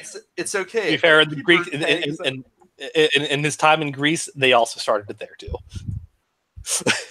Yeah, they did. They This is they awesome. definitely drove him to everything that happened. Why you gotta be a dick, Ares? Why do you gotta be also a dick, Zeus? Everything in the God of War series is someone dicks over Kratos, and then you feel really good about Kratos murdering them. It's okay though. Kratos can have a break. He will tag in Oathkeeper to fulfill this particular deicide requirement. I won't require you to do some kind of button mashing QTE, but trust me, I will try and make it entertaining. I'm very excited. This is rad. This is I just super need to fucking build rad. up- Oh, I'm so glad. I hope, all I have to say is I hope that I get a chance to build up enough wrath, because there is almost no trope I love more for ominous villain or morally ambiguous hero than slowly juggernauting towards someone as every attempt to damage them just fails. Especially if they're very righteously pissed off. I am totally okay with that. Man, I want to take another move, but they're all so good. I also have another advancement. Which I was going to brings me say, I think to- all you guys were like massively pounding the XP on this. Plus, you have also got your images. To think Yes. Uh, Before I get to that, Luke, Mhm. there is a thing that I have found experienced now firsthand. Cool. It is distinctly possible when creating a swarm to basically nullify one of your possible advancements. Really? Oh, bugger. Which one is that? Spirited. If you take the charming one, the charming stat pool, where you have spirited +2, that will actually nullify your ability to get the advancements, get +1 spirited, max of +2. Oh yeah. Damn it. Okay, fair enough. Thanks for spotting that. Yeah, there might be. Let me double check. I was There might because be because I wanted to take that and like as because I got an advancement earlier because I ended the last session right before an advancement, and I have a second advancement now. Because I failed a lot of rolls. Yeah, I mean, you guys failed forward. You guys failed forwards in the most beautiful way possible. I love you for but it. like, I want to take spirited, Mhm. but I can't because I already have it at +2. My thought was either that for the swarm, spirited is like the spirit advancement is max +3, or to allow them to increase cold because cold is always their worst stat. I think actually may be fairer to allow you to increase cold. Okay, so what would the max of cold be? +3? I would say +2. Because you have Wrath as max +3, and Wrath is also their other dump stat. I think that may actually be I think these stat improvements may be a carryover from a different skin, so I may not have actually fixed these yet. Yeah, similarly there is also one on the Revenant where if you pick, they have 2 get +1 cold sets that max out at +1, and one of them will be useless if you take the set where cold starts at 0. That's fair. I didn't take that one, so it is not an actual issue for me in this run, but that does exist on there. That's fair. Okay, I'll just note that I have 1 advancement held. Mm-hmm. That I will use. I'm either going to use it on a stat after you figure out what you're going to do with those, or I'm going to use it on a new move. Well, that's fair enough. Right. Also, when we do images, do we pick just 1 or potentially? The idea is if you have meaningfully done something to advance or move against an image, it can be each image. All right. I definitely move towards planning for the future. Yep. You have now actually secured an agreement with someone to help you find somewhere to start a colony. Yeah. I definitely move towards they must know their sins thanks to the debriefing. I now have and also from finding out more about what apparently Hera's deal is. Yeah, I would say that's absolutely fair. I definitely kept the godling fed. Yes, Hey. yes. Hell yeah. Slurpy slurp. I was going to say, and then you know what? Death of Repentance, I'll say no because he hasn't dealt with somebody who's explicitly broken a contract yet. So while he did kill a bunch of people, none of them were explicit contract breakers. I will also say, Amanda, I will suggest a extra image you could possibly want to add to what you've currently got. Okay. Which is to share the joy of the sleeping god. Ooh. Because you did expose a trade to it, and it was a positive experience. I did. So that could be a further image for you. That brings up an interesting question about the character, though. Because that's entirely down to you. Yeah. Do they want to share this responsibility, or have they kept their responsibility themselves for so long that they don't know if anyone else could do it right? We'll talk about it. Let me think about it.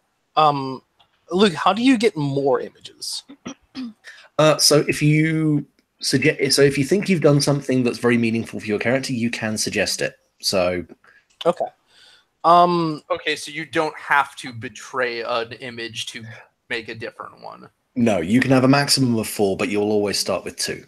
So Okay. if you discover a new facet of your character and you're like, this is interesting, then you can just go, would this be a good image? And I can go, yeah.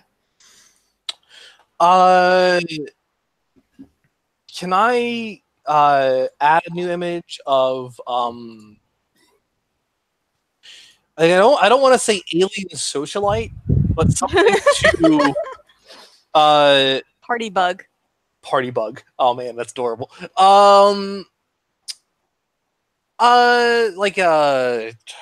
Like social animal or something like that. Social butterfly. Social butterfly. Fuck. How is that not an obvious one? Yeah. Can I add that? Yeah. Because she during this session was kind of curious and a little enthused to go meet a bunch of strangers and learn from them, but then really disappointed when they were creeped out by her. No, that's absolutely fair. I'm absolutely taking relentless. The Also, I'm. juggernaut roll begins. Yep. I want to. Here's the thing, and I will tell you this right now if you want to play it up. Because of the way I'm playing him, I will always prioritize taking less damage over dealing damage. That's Under fair. most circumstances. Maybe excepting against an actual oath breaker. But just as that, keep that Juggernaut vibe. Also, I could have sworn that was... I could have sworn I had armor from something else too, but I get like originally, but maybe not. I don't know why I thought that though.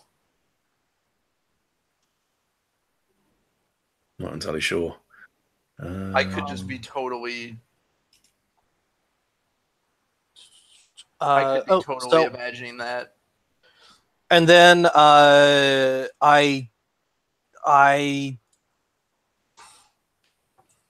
both betrayed and also reinforced protective of her young, so I think that ends up evening out. I would say so. You put them in danger, but you also try to do the best thing for them. Yeah, so I would say that pretty much stands even. Yeah, so I don't think I mark experience for that one, do I? No, that would pretty much just stay as is. Okay. And do I only mark experience for Social Butterfly after this session, since I created it this session? I would say creating a new image is worth getting an XP because you're discovering something about yourself. Okay. Okay, sounds good. That's one thing I would suggest as well, putting in the rules. Mm-hmm.